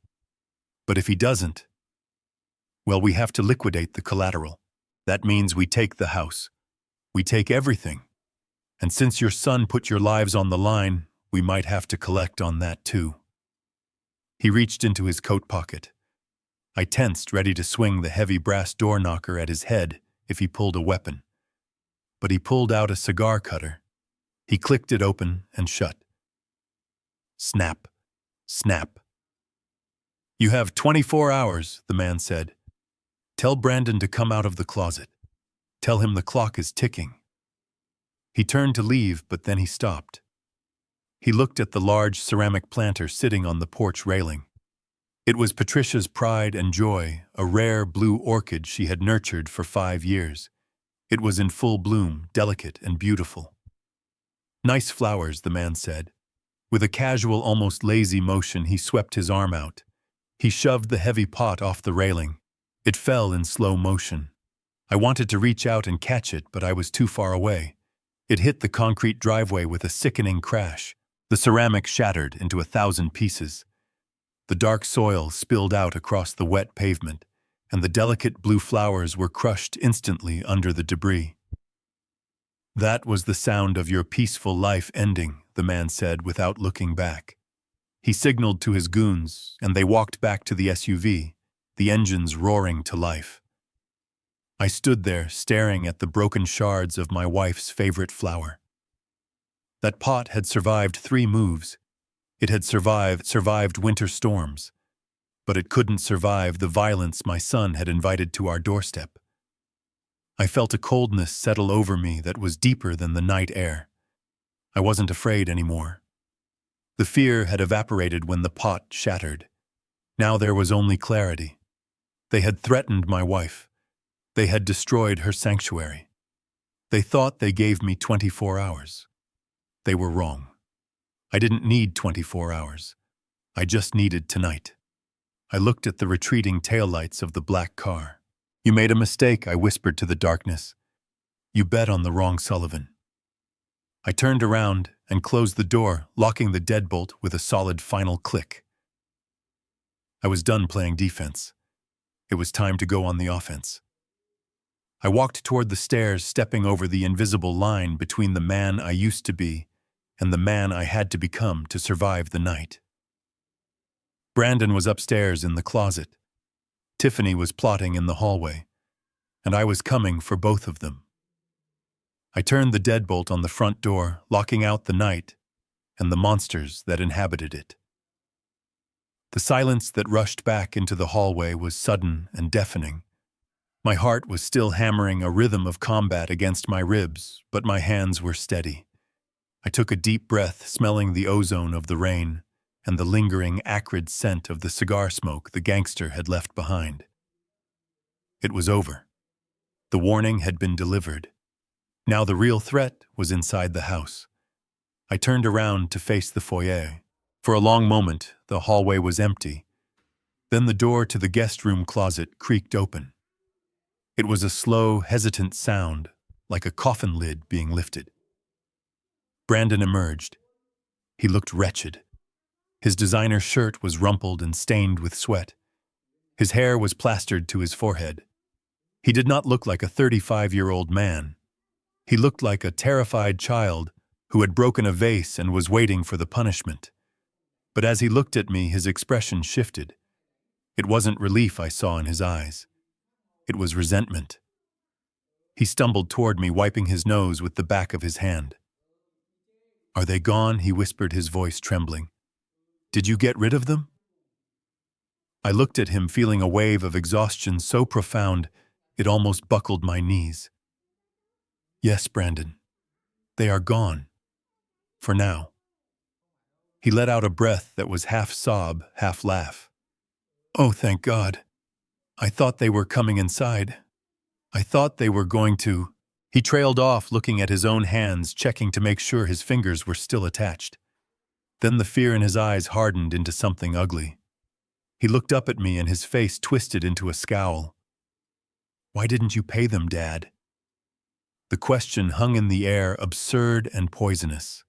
I blinked, sure I had misheard him. "Excuse me, you heard me," Brandon snapped. His voice gained strength, fueled by a sudden irrational anger. "You have the money. I know you do. You have retirement accounts. You have stocks. You have equity in this house. Why did you just stand there and let them threaten me? Why do you have to be so stingy?" I stared at him. The world seemed to tilt on its axis. My son, who had gambled away a fortune, who had brought killers to my doorstep, was standing in my hallway, accusing me of being cheap. "Brandon," I said, my voice low and dangerous, "you owe $2 million. I do not have $2 million in cash lying around. And even if I did, why should I pay for your mistakes?" "Because you are my father," he screamed, his voice cracking. "You are supposed to help me. What is the point of you hoarding all that money if your son gets mutilated? Do you want me to die? Is that it? Do you want them to kill me so you can keep your precious savings?" The sheer audacity of his words hit me like a physical blow. He truly believed he was the victim.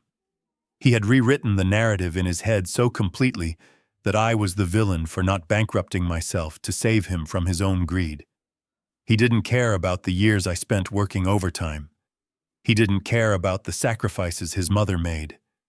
He saw us only as a bank that was refusing to dispense cash. I looked at him, really looked at him, and I realized with a chilling clarity that the boy I raised was dead.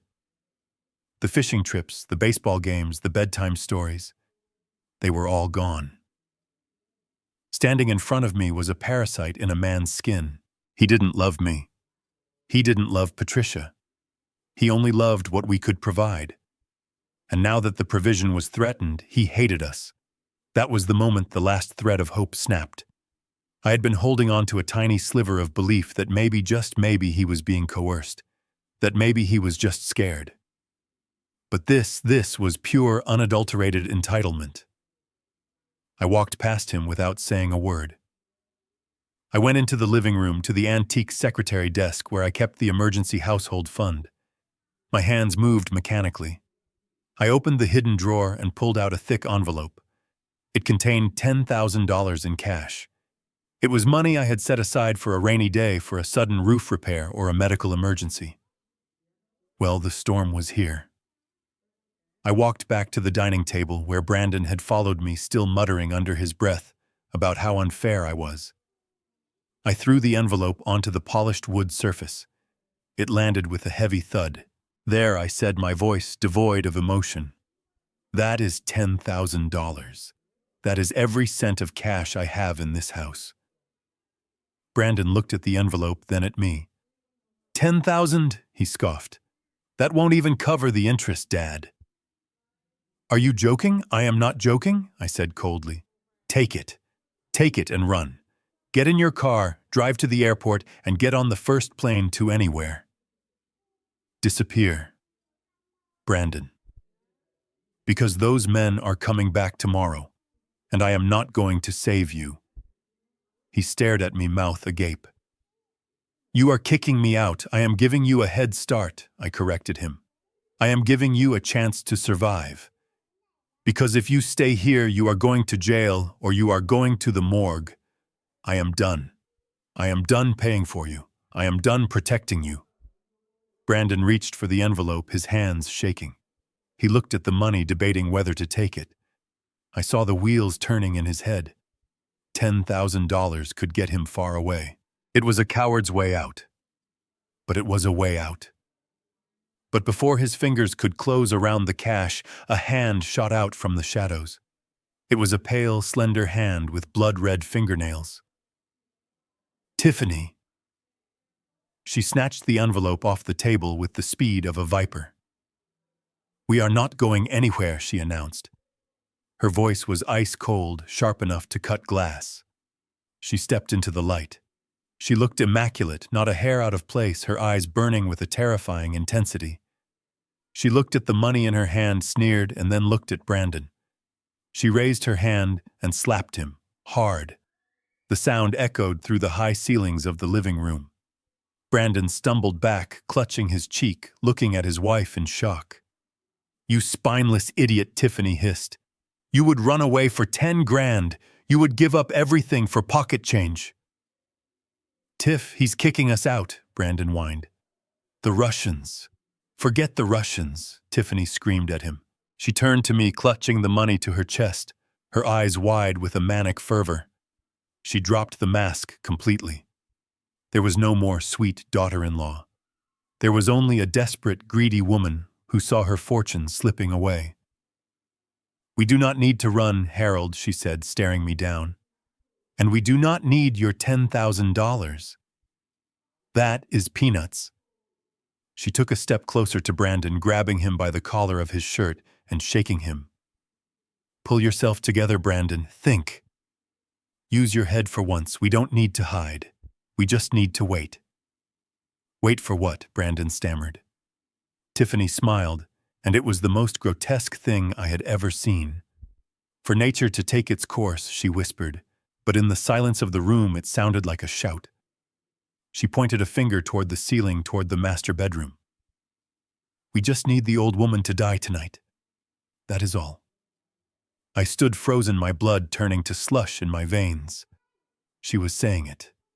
She was saying it out loud. "If she dies tonight," Tiffany continued, her eyes gleaming, "tomorrow morning, we are the grieving family. The autopsy will show respiratory failure. A natural death for a Parkinson's patient. And do you know what happens then?" She turned to look at me, her gaze filled with triumph. "The life insurance policy pays out immediately upon death certification. It is a double indemnity clause for accidental medical complications. $5 million, Harold. $5 million. My breath caught in my throat. 5 million. I thought the policy was for 500,000. I had never taken out a $5 million policy. Then I realized. Tiffany used to handle my paperwork when Patricia first got sick. She had access to the files. She must have forged our signatures. She had increased the premiums and the payout without us ever knowing. She had been planning this for years. This wasn't a desperate reaction to a gambling debt. This was a long-term investment. She was finally cashing in. "We pay the Russians their 2 million, Tiffany said, doing the math in the air with her free hand. "And we walk away with 3 million. Plus the house. Plus your accounts. So no, Harold. We are not taking your $10,000 and running. We are staying right here." She turned back to Brandon, stroking his bruised cheek. "Go wash your face, baby. We have a long night ahead of us. We need to be ready to call 911 and put on a good show when the breathing stops." She looked at me one last time. "Go to bed, old man. Try not to get in the way of destiny." She turned and walked toward the kitchen, tucking my $10,000 into her pocket, as if it were a tip. Brandon looked at me, his eyes empty, then turned and followed her like a dog on a leash. I stood alone in the living room. I had heard every word. I had heard the motive. I had heard the plan. And most importantly, I knew the timeline. They weren't waiting for Monday. They were waiting for the next few hours. The mask hadn't just fallen off. It had been smashed to pieces. And beneath it, I finally saw the true face of my enemy. I looked at the clock. It was 11 p.m. It was time to go to war. The grandfather clock in the hallway struck midnight. The deep, resonant chimes vibrated through the floorboards, marking the beginning of Monday. For most of the world, it was just the start of another work week. For me, it was the start of the final countdown. I sat in the darkened living room, the glow of my tablet illuminating my face.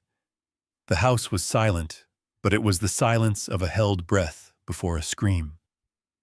Upstairs, my wife was fighting a chemical war inside her own body. Down the hall, my son and his wife were waiting for her to lose that war. But they had made a critical error in their calculations. They forgot who built this house. I looked down at the tablet in my hands. To Tiffany and Brandon, the smart home features I had installed over the years were just convenient gadgets for turning on lights or playing music. To me, they were a nervous system, and tonight I was waking it up. I opened the developer console on my custom security app. This wasn't the standard interface you get from a store-bought system. This was code I had written myself, a hobby that had turned into an obsession as I got older. I bypassed the standard user protocols and accessed the root command. I initiated the silent lockdown sequence. With a series of soft, barely audible clicks, the magnetic locks on the exterior doors engaged. I disabled the keypad entry from the outside. No one was coming in, and more importantly, no one was getting out.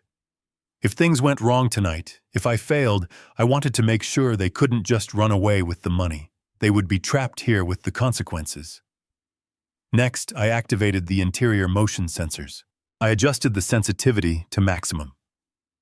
I wanted to know if a mouse scurried across the floorboards. I linked the sensor data to the cloud server, setting up a redundant backup stream. Tiffany was smart. She knew where the physical hard drive for the cameras was located in the basement. She probably planned to destroy it after the deed was done, but she didn't know about the off-site server I rented in Oregon. Every second of video, every decibel of audio was being uploaded instantly. There would be no missing footage. There would be no corrupted files. The truth was being etched into the digital stone of the internet, forever beyond her reach. I typed in the final command. Live stream broadcast. Status standby. I set the trigger to my heart rate monitor. If my pulse went above 140 beats per minute, the heart rate of a man in combat, the system would automatically start broadcasting the feed to a private server accessible by the Seattle Police Department and my lawyer. It was a dead man's switch. If they killed me, the evidence would be in the hands of the authorities before my body hit the floor. I set the tablet down on the coffee table. The digital preparations were complete. Now I needed to prepare for the physical reality of violence. I stood up, my knees protesting with a sharp ache, and walked over to the antique bookshelf in the corner. To the casual observer, it was just a collection of engineering encyclopedias and history books. But I reached behind the third volume of the History of Civil Engineering and pressed a small hidden latch. The false panel clicked open. Inside, wrapped in an oil-stained cloth, was my father's Remington shotgun. It was a 12-gauge pump action, a relic from a different time, a tool for hunting deer in the deep woods. I hadn't fired it in 20 years. The last time I used it, I was teaching Brandon how to aim. I remembered the way he flinched at the recoil, the way I had put my hand on his shoulder to steady him. The memory tasted like ash in my mouth. I unwrapped the cloth. The smell of gun oil and old steel filled my nose. It was a heavy, cold scent, the smell of finality. I checked the mechanism. It slid back and forth with a smooth, deadly clack. I didn't want to make noise, so I moved slowly, deliberately. I reached into the box of shells at the bottom of the compartment. The red plastic casings felt cool in my hand. I loaded them one by one. Click, click, click. 3 shells. 1 for the warning, 2 for the defense. I prayed to a God I hadn't spoken to in years that I wouldn't have to use them. But I was done taking chances. I was done being the victim. I walked back to the sofa carrying the weapon low against my leg. I knelt down and slid the shotgun under the heavy furniture. It vanished into the shadows beneath the skirt of the couch, easily accessible but completely hidden. I sat back down, positioning myself right above it. I could feel its presence through the cushions, a steel spine stiffening my resolve. I checked my watch. 12:15. The house settled. A pipe groaned somewhere in the walls. The wind picked up outside, rattling the window pane. I closed my eyes, visualizing the layout of the upstairs hallway. I imagined the path from the guest room to the master bedroom. It was 20 feet. 20 feet of carpet. 20 feet between my wife and her executioners. I waited. Time seemed to stretch and warp. Minutes felt like hours. I focused on my breathing, keeping my heart rate low, keeping the adrenaline in check. I needed to be sharp. I needed to be ready to act the moment the trap was sprung. Then it happened. My smartwatch buzzed against my wrist. It wasn't a text message. It wasn't an email. It was a sustained rhythmic vibration, the haptic feedback pattern for the upstairs hallway sensor. Motion detected. Zone 2. Master bedroom approach. I snapped my eyes open and looked at the tablet screen. The black and white night vision feed flickered to life. The hallway was gray and grainy, but the figure moving through it was unmistakable. It was Tiffany. She wasn't walking with her usual confident stride. She was creeping, moving on the balls of her feet, trying to be silent. She was wearing her silk pajamas, the ones she thought made her look elegant. But in the ghostly light of the camera, she looked like a phantom. She stopped outside our bedroom door. She looked back toward the stairs, checking the darkness, checking for me. I held my breath, sitting perfectly still in the living room below, watching her, watching for me. She couldn't see me, but I could see the intent in every line of her body. Then I saw what she was carrying. It wasn't a glass of water. It wasn't a medicine bottle. Clutched in her hands, pressed tight against her chest, was a large, fluffy pillow. My heart slammed against my ribs. The poison wasn't working fast enough. Or maybe she just wanted to be sure. Maybe the natural causes narrative needed a little help. She was going to smother Patricia. She was going to press that soft white pillow over my wife's face and hold it there until the struggling stopped. I watched as she reached out and slowly, agonizingly slowly, turned the handle of the bedroom door. The door opened a crack, slicing a beam of darkness into the hallway. She slipped inside the pillow, raised like a weapon. I didn't think. I didn't calculate. The engineer vanished and the husband took over. I launched myself off the sofa, my hand diving underneath to grab the cold steel of the shotgun. I pumped the slide. The sound was loud, mechanical, and terrifyingly violent in the quiet house. Clack, clack. I wasn't the prey anymore. I was the one knocking at the door. I turned toward the stairs and began to run. The 20 feet of hallway felt like 20 miles. My lungs burned not from exertion, but from the sheer suffocating panic of knowing that every microsecond counted. I didn't just hear the silence of the house anymore. I heard the phantom sound of my wife gasping for air beneath a wall of feathers. I reached the top of the stairs, my momentum carrying me forward like a freight train. I skidded to a halt just outside the master bedroom door. The door was ajar, a sliver of darkness cutting through the dim light of the hallway. Through that crack I saw it, the image that will haunt me until my dying day. Tiffany was leaning over the bed. She wasn't checking a pulse. She wasn't adjusting a blanket. She was putting her entire body weight onto a king-sized down pillow, pressing it down over Patricia's face. My wife's arms were pinned at her sides by the sheets, but I could see her legs thrashing feebly under the comforter, a desperate, silent struggle for survival. The rage that exploded in my chest was blinding. It wasn't the cold calculation of the engineer anymore. It was the primal roar of a protector. I didn't think about the plan. I didn't think about the camera. I just reacted. I slammed the door open with my shoulder, the wood cracking against the wall with a sound like a gunshot. "Get away from her!" My voice tore through the room, raw and thunderous. Tiffany jumped as if she had been electrocuted. She snatched the pillow away from Patricia's face, clutching it to her chest like a shield. She spun around, her eyes wide with shock, her chest heaving. For a split second, I saw the truth on her face, the pure, unadulterated guilt of a killer caught in the act. But Tiffany was a chameleon. In the blink of an eye, the mask slammed back into place. Her features softened. Her posture slumped into a performance of exhaustion and concern. "Dad," she gasped, her voice trembling with fake adrenaline. "You scared me. Keep your voice down." I stepped into the room, my hands shaking, not with fear, but with the urge to strangle her. I looked at Patricia. My wife was gasping, taking in great ragged gulps of air. Her face was flushed sweat matting her gray hair to her forehead. She was alive, but barely. "What were you doing?"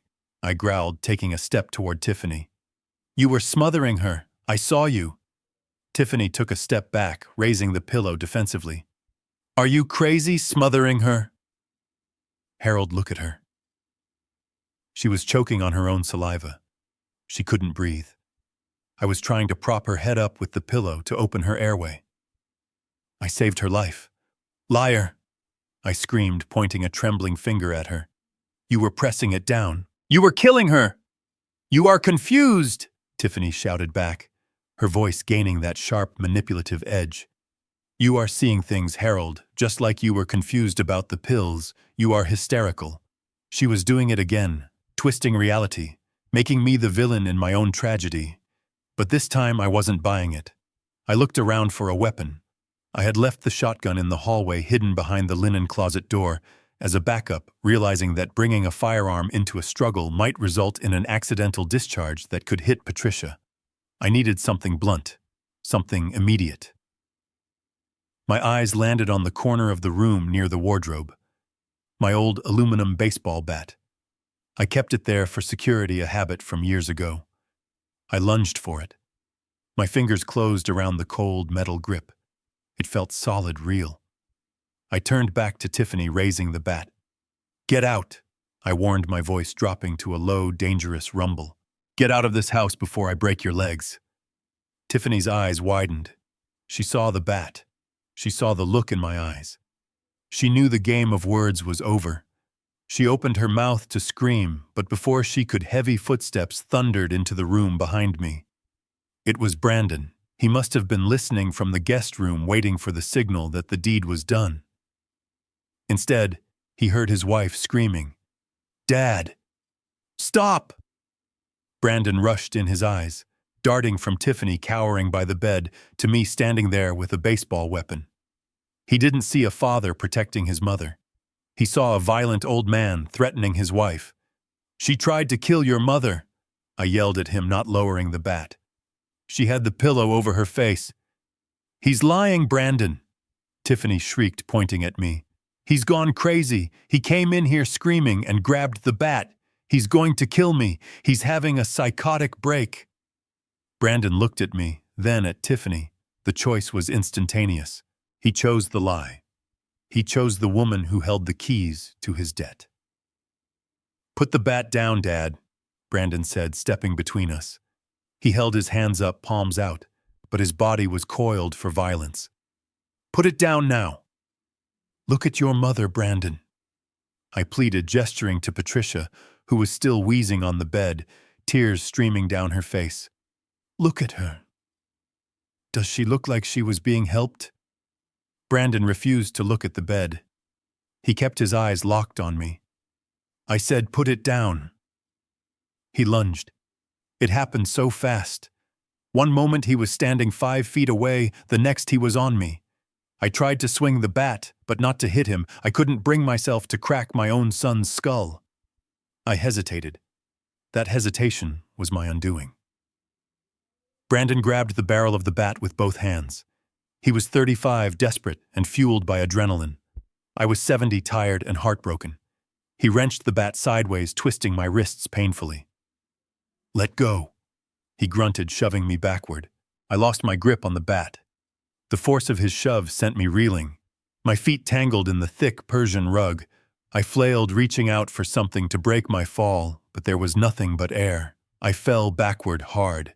The back of my head slammed into the sharp mahogany corner of the nightstand.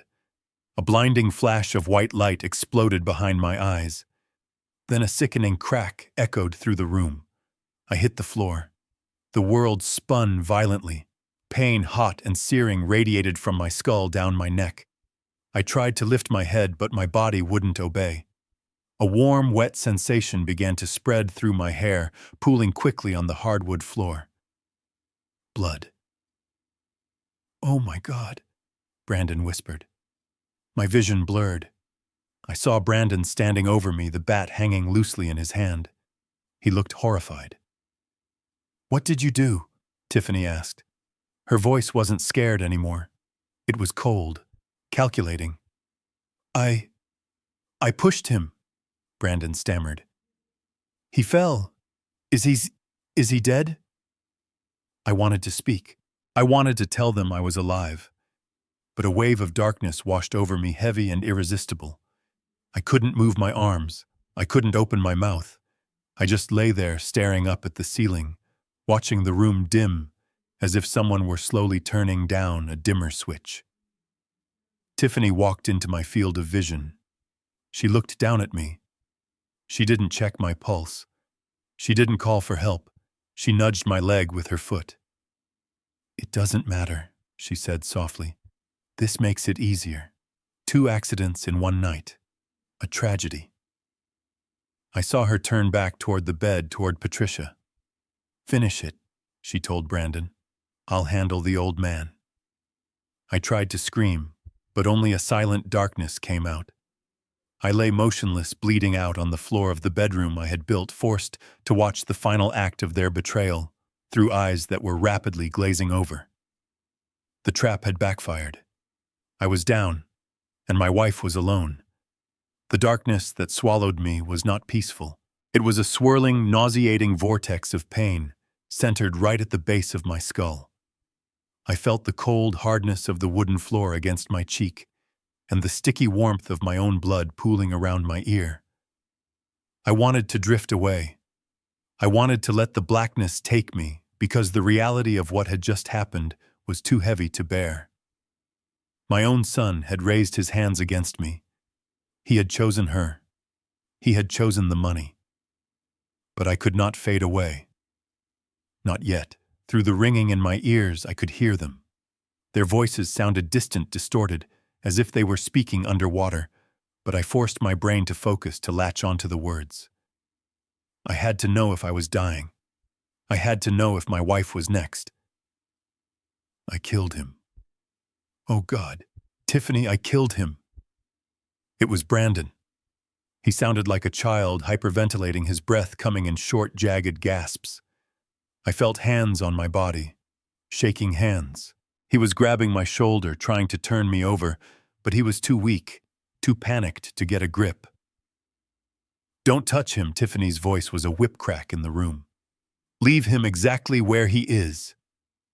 "But he is not moving," Brandon cried out. He scrambled closer, and I felt 2 trembling fingers press against the side of my neck. I forced myself to remain limp. I forced my breathing to be shallow, barely moving my chest. I had to play dead to save the living. "There is a pulse," Brandon whispered, his voice trembling with a mix of relief and terror. "It is weak, but it is there. He is alive, Tiff. We have to call an ambulance. Maybe he just has a concussion. If we call now, we can say he slipped on the rug. We can fix this." I waited for the agreement. I waited for the tiny sliver of humanity to show itself in my daughter-in-law. Instead, I heard a sigh. It was a long, exasperated sound, the sound of a parent disappointed in a slow child. "You are so stupid," Tiffany said. Her voice had changed. It was no longer shrill or panicked. It was terrifyingly calm. It was the voice of a surgeon deciding where to cut. "Look at him. He is 70 years old. He hit his head on solid mahogany. Even if he wakes up, he saw everything. He knows about the pills. He knows about the pillow. If he wakes up, you go to prison for assault, and attempted murder. I go to prison as an accomplice. Is that what you want? Do you want to be locked in a cage with the kind of men you owe money to? I heard Brandon shuffle backward, the floorboards creaking. No, he whispered. No, please. Then stop talking about ambulances, Tiffany commanded. This is not a problem, Brandon. This is a gift. This is the solution we have been praying for. What do you mean? Brandon asked. Tiffany walked around my body. I could hear her footsteps slow and deliberate. She stopped near my head. I could smell the metallic tang of blood mixing with her expensive perfume. Think about the narrative, she said softly. It is perfect. The tragedy of the Sullivan family. The devoted husband, exhausted and confused, tries to help his sick wife in the middle of the night. He slips. He falls. He hits his head. A tragic fatal accident. She paused, letting the image sink in.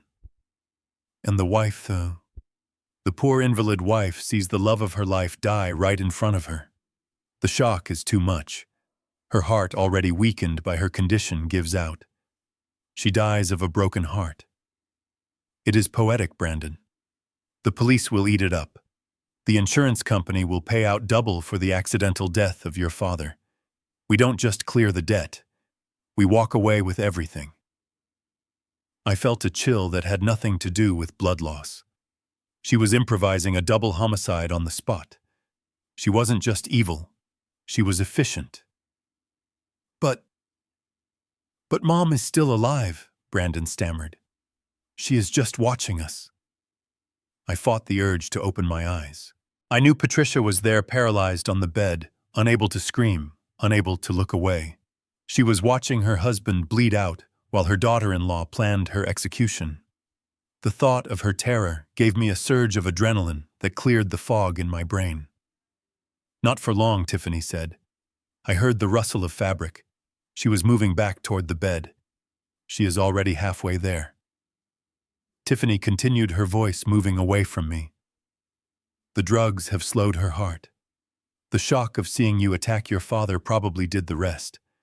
I am just going to help her along. It will be quick. A little pressure on the carotid artery. It leaves less evidence than the pillow. It will look like cardiac arrest. Tiff, don't, Brandon pleaded, but his voice was weak. He was broken. He was standing there, letting it happen. Turn around, Brandon, Tiffany said soothingly. If you can't watch, just turn around. Go look out the window. Watch for the police. Let me handle the dirty work. I am doing this for us. I am doing this for your fingers. Do you want to keep your fingers? There was a silence. Then the sound of Brandon walking away. He walked to the window. He turned his back on his mother. I was the only one left. I was the only thing standing between Patricia and death. I tried to summon the strength to move. I tried to command my legs to stand up, but my body felt disconnected. The blow to my head had scrambled my motor functions. I twitched my fingers, scratching the wood floor, but I couldn't lift my torso. I was trapped in a prison of flesh, forced to listen as the killer approached the bed. I heard Patricia make a sound. It was a high, thin whine trapped in her throat. It was the sound of a woman begging for her life. Shh, Patricia, Tiffany whispered. It is okay. You are going to a better place. You are going to be with Harold. He is waiting for you. Just close your eyes. It is time to sleep. I heard the mattress creak as Tiffany leaned over. I could imagine her hands, those manicured hands, reaching out for my wife's throat. I strained every muscle, screaming internally, trying to force my adrenaline to override the concussion. My heart slammed against my ribs like a trapped bird. Thump, thump, thump. It was beating so fast it felt like it was going to explode. 140, 150, 160, and then the house answered me. It started with a low hum, followed by a sharp digital chime that echoed from every corner of the room, from the hallway, from the living room downstairs. It was the sound of the smart home system waking up from its silent vigil. The lights in the bedroom, which had been dim, suddenly flashed bright red, then white, then red again. A pulsing emergency beacon. Tiffany gasped and jumped back from the bed. "What the hell?" Brandon spun around from the window. "What did you do?" Then the voice filled the room. It wasn't the soft, polite voice of the virtual assistant we used to check the weather. It was a cold, synthesized masculine voice, the voice of authority, the voice I had programmed for the worst-case scenario. Warning. Biometric anomaly detected. User Harold Sullivan. Heart rate critical. 165 beats per minute. Trauma pattern identified. Tiffany looked around wildly, her eyes wide with confusion. "Turn it off, Brandon, turn it off!" She didn't understand. She couldn't turn it off. The system wasn't just reacting, it was executing a protocol. The voice continued louder this time, drowning out Brandon's panicked whimpering. Emergency protocol Alpha initiated, silent alarm disabled, active broadcast engaged, live audio and video feed established with Seattle Emergency Dispatch and cloud server backup. Tiffany froze. Her face went white. "Live feed." Location confirmed, the robot voice announced relentlessly. 1942 Lakeview Drive. Situation: domestic disturbance. Possible homicide in progress. Police units have been notified. Estimated time of arrival, 3 minutes. 3 minutes. The words hung in the air like a physical barrier. Tiffany looked at the ceiling, looking for the camera she couldn't see. She looked at Brandon, who was sliding down the wall in terror. And then slowly, she looked down at me. My eyes were open. I wasn't playing dead anymore. I was looking right at her, and even through the blood and the pain, I managed to curl my lip into a smile. "I told you." I rasped, my voice weak but audible in the sudden silence between the sirens that were beginning to wail in the distance. "I told you I wasn't senile." Tiffany stared at me, the blood draining from her face until she looked like a wax figure. The realization hit her with the force of a freight train. The camera wasn't just recording, it was broadcasting. The police weren't just coming. They were already watching. Every word she had said about staging the accident, every threat, every step she took toward Patricia. It was all gone. It was all out there. She backed away from the bed, her hands trembling uncontrollably. "No," she whispered. "No, this isn't real." "Run," Brandon said, his voice a ghost of a sound. "Run, Tiff." But there was nowhere to run.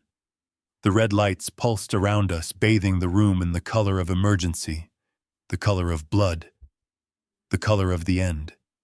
And through the open window, the sound of sirens grew louder, a rising tide that was coming to wash the scum away. The room was a chaotic storm of flashing red lights and the relentless monotone voice of the security system announcing the arrival of the authorities. Tiffany was unraveling before my eyes. For the first time, her composure cracked completely. She was no longer the mastermind. She was a frantic animal trapped in a cage of her own making. She lunged at the smart speaker on the nightstand, clawing at the cord, ripping it from the wall with a shower of sparks. She threw the device against the floor, shattering the plastic casing. "Shut up," she screamed, her voice shrill and breaking. "Shut it off, Brandon. Find the main breaker. Kill the power." But the voice did not stop. It continued from the hallway speakers, from the ceiling-mounted units, echoing through the house like the voice of judgment itself. Connection lost. Switching to backup battery power. Broadcast signal remains strong. Police units are 2 minutes out. Tiffany spun around, her eyes wild, scanning the room for anything else she could destroy, anything she could silence. She looked at the smoke detector, at the motion sensors in the corners. She grabbed a heavy glass vase from the dresser and hurled it at the ceiling, missing the sensor by inches. It crashed against the wall, sending shards of glass raining down onto the carpet. "It is in the cloud, you idiot," I thought, though my mouth was too dry to speak the words yet. "You cannot break the cloud with a vase." I used her distraction to move. The pain in my head was blinding, a white-hot spike that drove into my skull with every beat of my heart, but I pushed it aside. I compartmentalized it just like I used to compartmentalize the freezing cold on a winter job site. I rolled onto my stomach, my muscles screaming in protest. I tasted copper in my mouth. Blood. My blood. It dripped from my forehead, staining the hardwood floor, but I did not stop. I dragged myself toward the bed, not to the side where Patricia lay, but to the foot of the bed. Tiffany was too busy screaming at Brandon to notice. Brandon was pressed against the wall, sobbing, his hands covering his ears, trying to block out the siren song of the security system. My hand reached under the heavy oak frame of the bed. My fingers brushed against the dust ruffle, searching, grasping. And then I felt it. The cold, smooth wood of the stock. The solid steel of the barrel. I had taped a backup shotgun, a sawed-off Remington, to the slats of the bed frame 3 years ago, after a string of break-ins in the neighborhood. I had forgotten about it until tonight. Tonight, I remembered everything. I ripped the gun free from the duct tape. The sound of the adhesive tearing was lost in the chaos of the room. I gripped the weapon, feeling its weight anchor me to the earth. It was loaded. It was ready. And so was I. I used the bedpost to pull myself up. My legs were shaky, wobbling like a newborn colt's, but I locked my knees.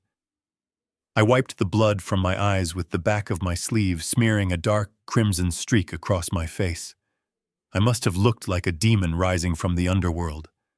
A battered, bleeding, angry old man who refused to stay down.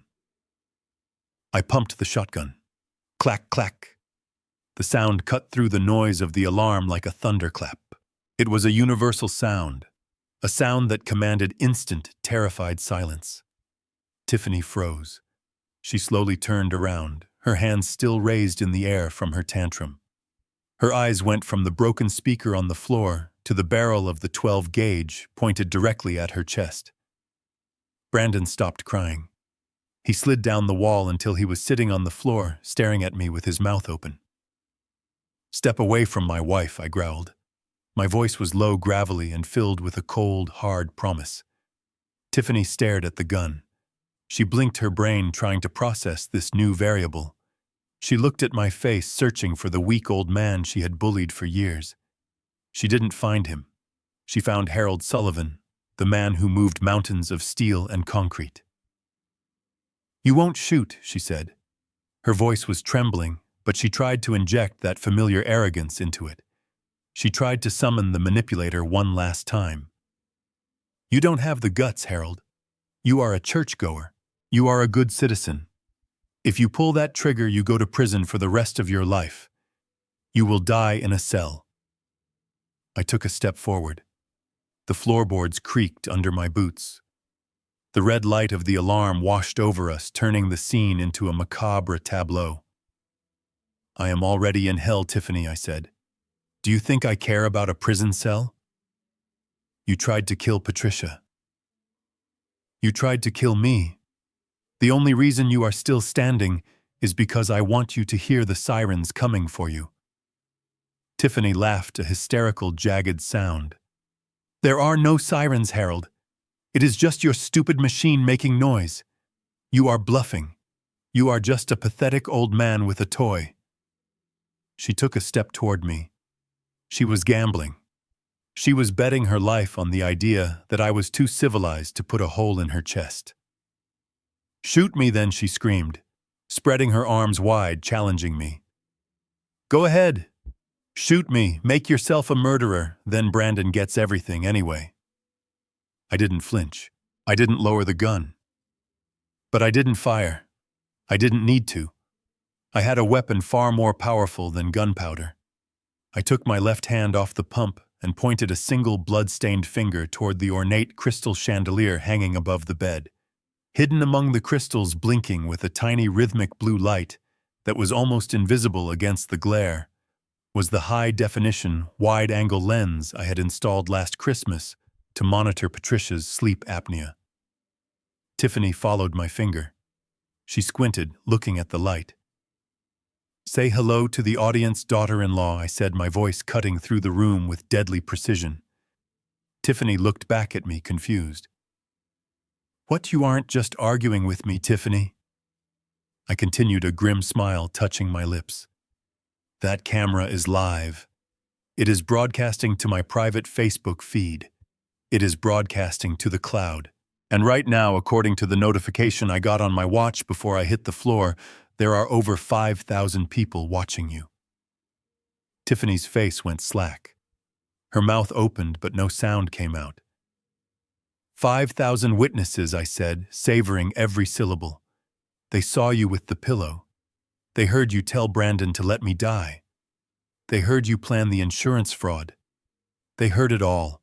My lawyer is watching. The neighbors are watching. And I am willing to bet the police dispatchers are watching too. Tiffany looked at the camera, then back at me. The arrogance evaporated, leaving behind a hollow, terrified shell. She realized that she couldn't talk her way out of this. She couldn't gaslight 5,000 people. The narrative she had carefully constructed about the senile father and the tragic accident had just been broadcast as a cold-blooded murder plot to the entire world. No, she whispered. No, you are lying. Check your phone, I said. Go ahead. Check the live stream. See the comments. They are calling for your head, Tiffany. She didn't move. She couldn't move. The weight of the exposure crushed her. She collapsed to her knees, not in prayer, but in defeat. She covered her face with her hands, trying to hide from the unblinking eye of the camera, trying to hide from the truth. Brandon looked at his wife, then at the camera. He curled into a ball, hiding his face in his knees, sobbing quietly. I kept the gun trained on them, but I lowered the barrel slightly. I had won. I didn't need to pull the trigger. I had destroyed them with the truth. And then, cutting through the synthesized voice of the alarm, cutting through the sound of Brandon's weeping, came the sound I had been waiting for. Wail, wail, wail. It started faint, a distant cry in the night, but it grew louder with every second. The rising and falling scream of sirens. Not one, not two, but a fleet of them. They were turning onto our street. The cavalry had arrived. The blue lights would be dancing on the front lawn in seconds. I looked at Patricia. She was still paralyzed, but her eyes were open. She was looking at me, and in the midst of the chaos beneath the red flashing lights, I saw a tear slide down her cheek. I winked at her. Hang on, Patty, I whispered. The cleanup crew is here. The flashing blue lights that flooded the bedroom were the most beautiful thing I had ever seen. They cut through the red haze of the emergency alarm, washing away the darkness that had almost consumed my family. I did not move from my spot at the foot of the bed. I kept the shotgun pointed at the floor, my finger off the trigger, waiting for the officers to secure the room. When they burst through the door, weapons drawn, shouting commands, I calmly placed my gun on the floor and raised my hands. I was not the threat. I was the survivor. The next 20 minutes were a blur of organized chaos. Paramedics rushed past me to get to Patricia. I watched as they stabilized her, checking her vitals, their professional urgency, a stark contrast to Tiffany's calculated cruelty.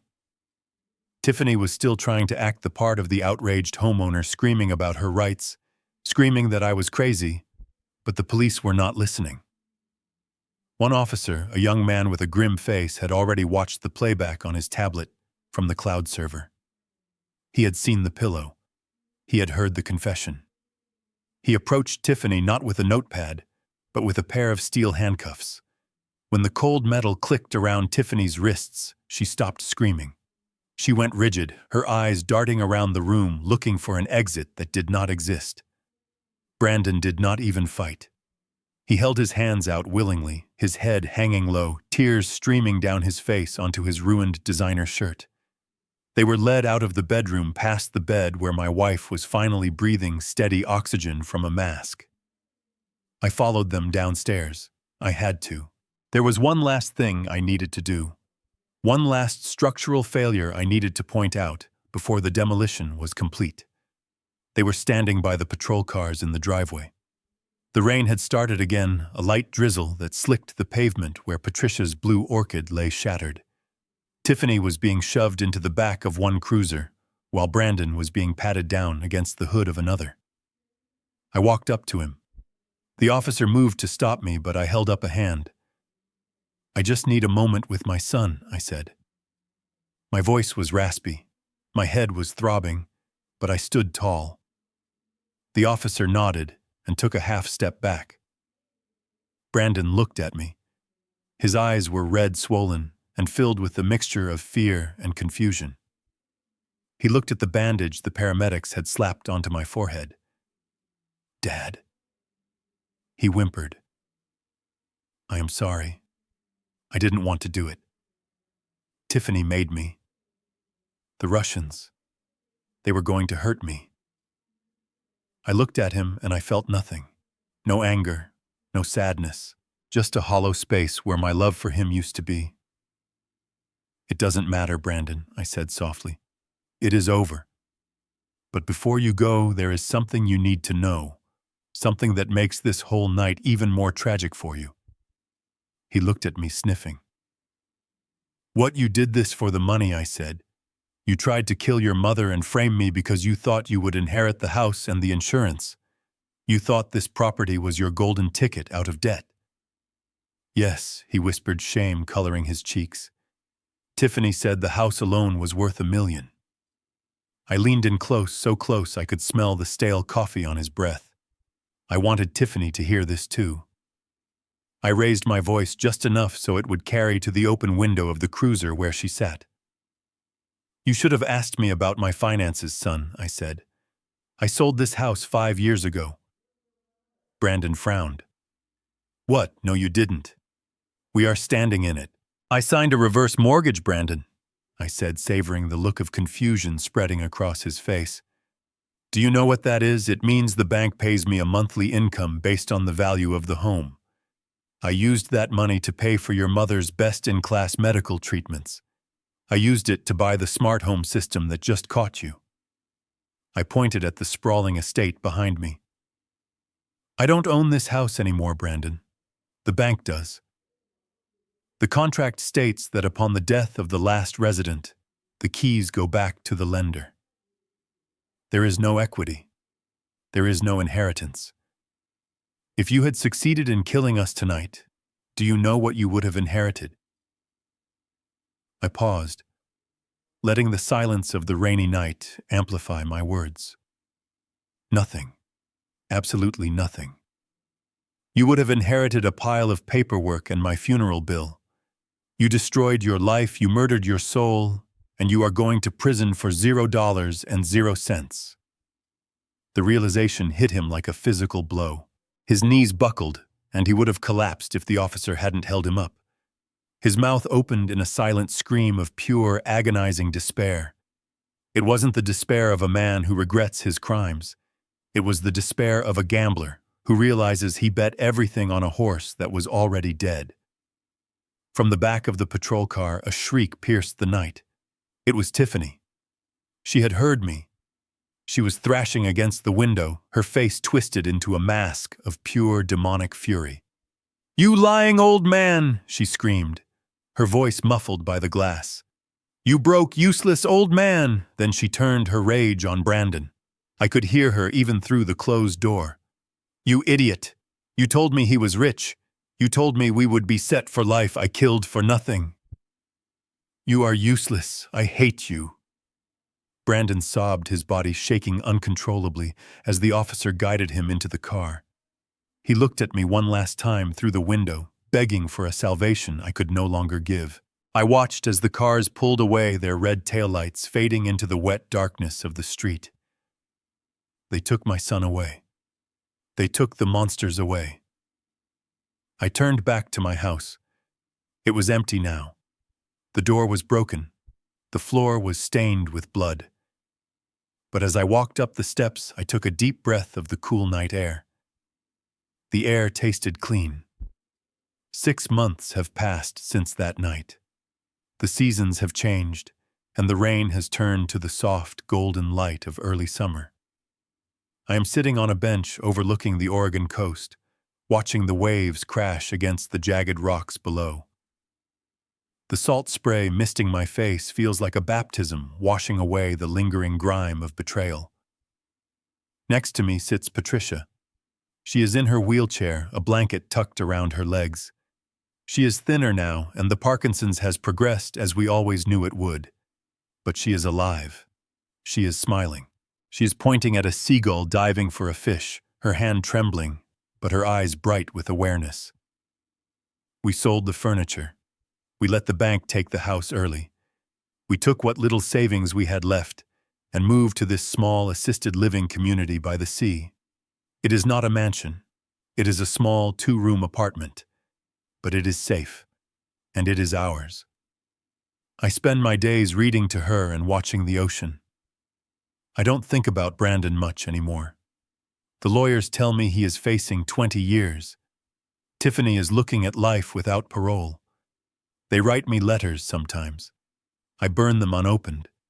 I have no space in my life for ghosts. People tell me I am a hero for saving my wife. I don't feel like a hero. I feel like a man who woke up just in time. I look at the families walking on the beach, parents holding their children's hands, and I wonder which of them are building bridges and which of them are digging graves. I used to believe that blood was the strongest bond on earth. I used to believe that family was a sanctuary that could never be breached. I was wrong. Family is not defined by DNA. It is defined by behavior. It is defined by respect. And sometimes the most dangerous people in your world are the ones sitting at your dinner table. I reach out and take Patricia's hand. She squeezes back a weak but steady pressure. That squeeze is worth more than the $2 million Brandon wanted. It is the only inheritance I need. If you are listening to this and you have parents who are getting older, call them. Not to ask for money, not to ask for favors, just to tell them you love them. And if you are a parent, if you have built a kingdom for your children, do me a favor. Check your locks, check your accounts, and maybe, just maybe, install a camera in the living room. Because blind love is a beautiful thing in poetry, but in the real world it can get you killed. Keep your eyes open. The most painful lesson I learned is that the people we carry on our shoulders are often the ones best positioned to cut our throats.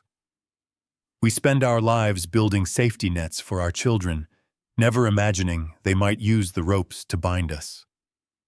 True wisdom isn't just about providing for your family. It is about protecting yourself enough to ensure you survive them. Do not let your legacy become your liability. If this story made you look at your own safety differently, please hit the like button and share it with someone you care about. It might just save a life.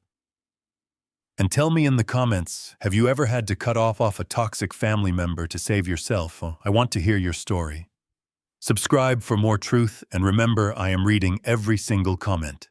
Stay safe out there.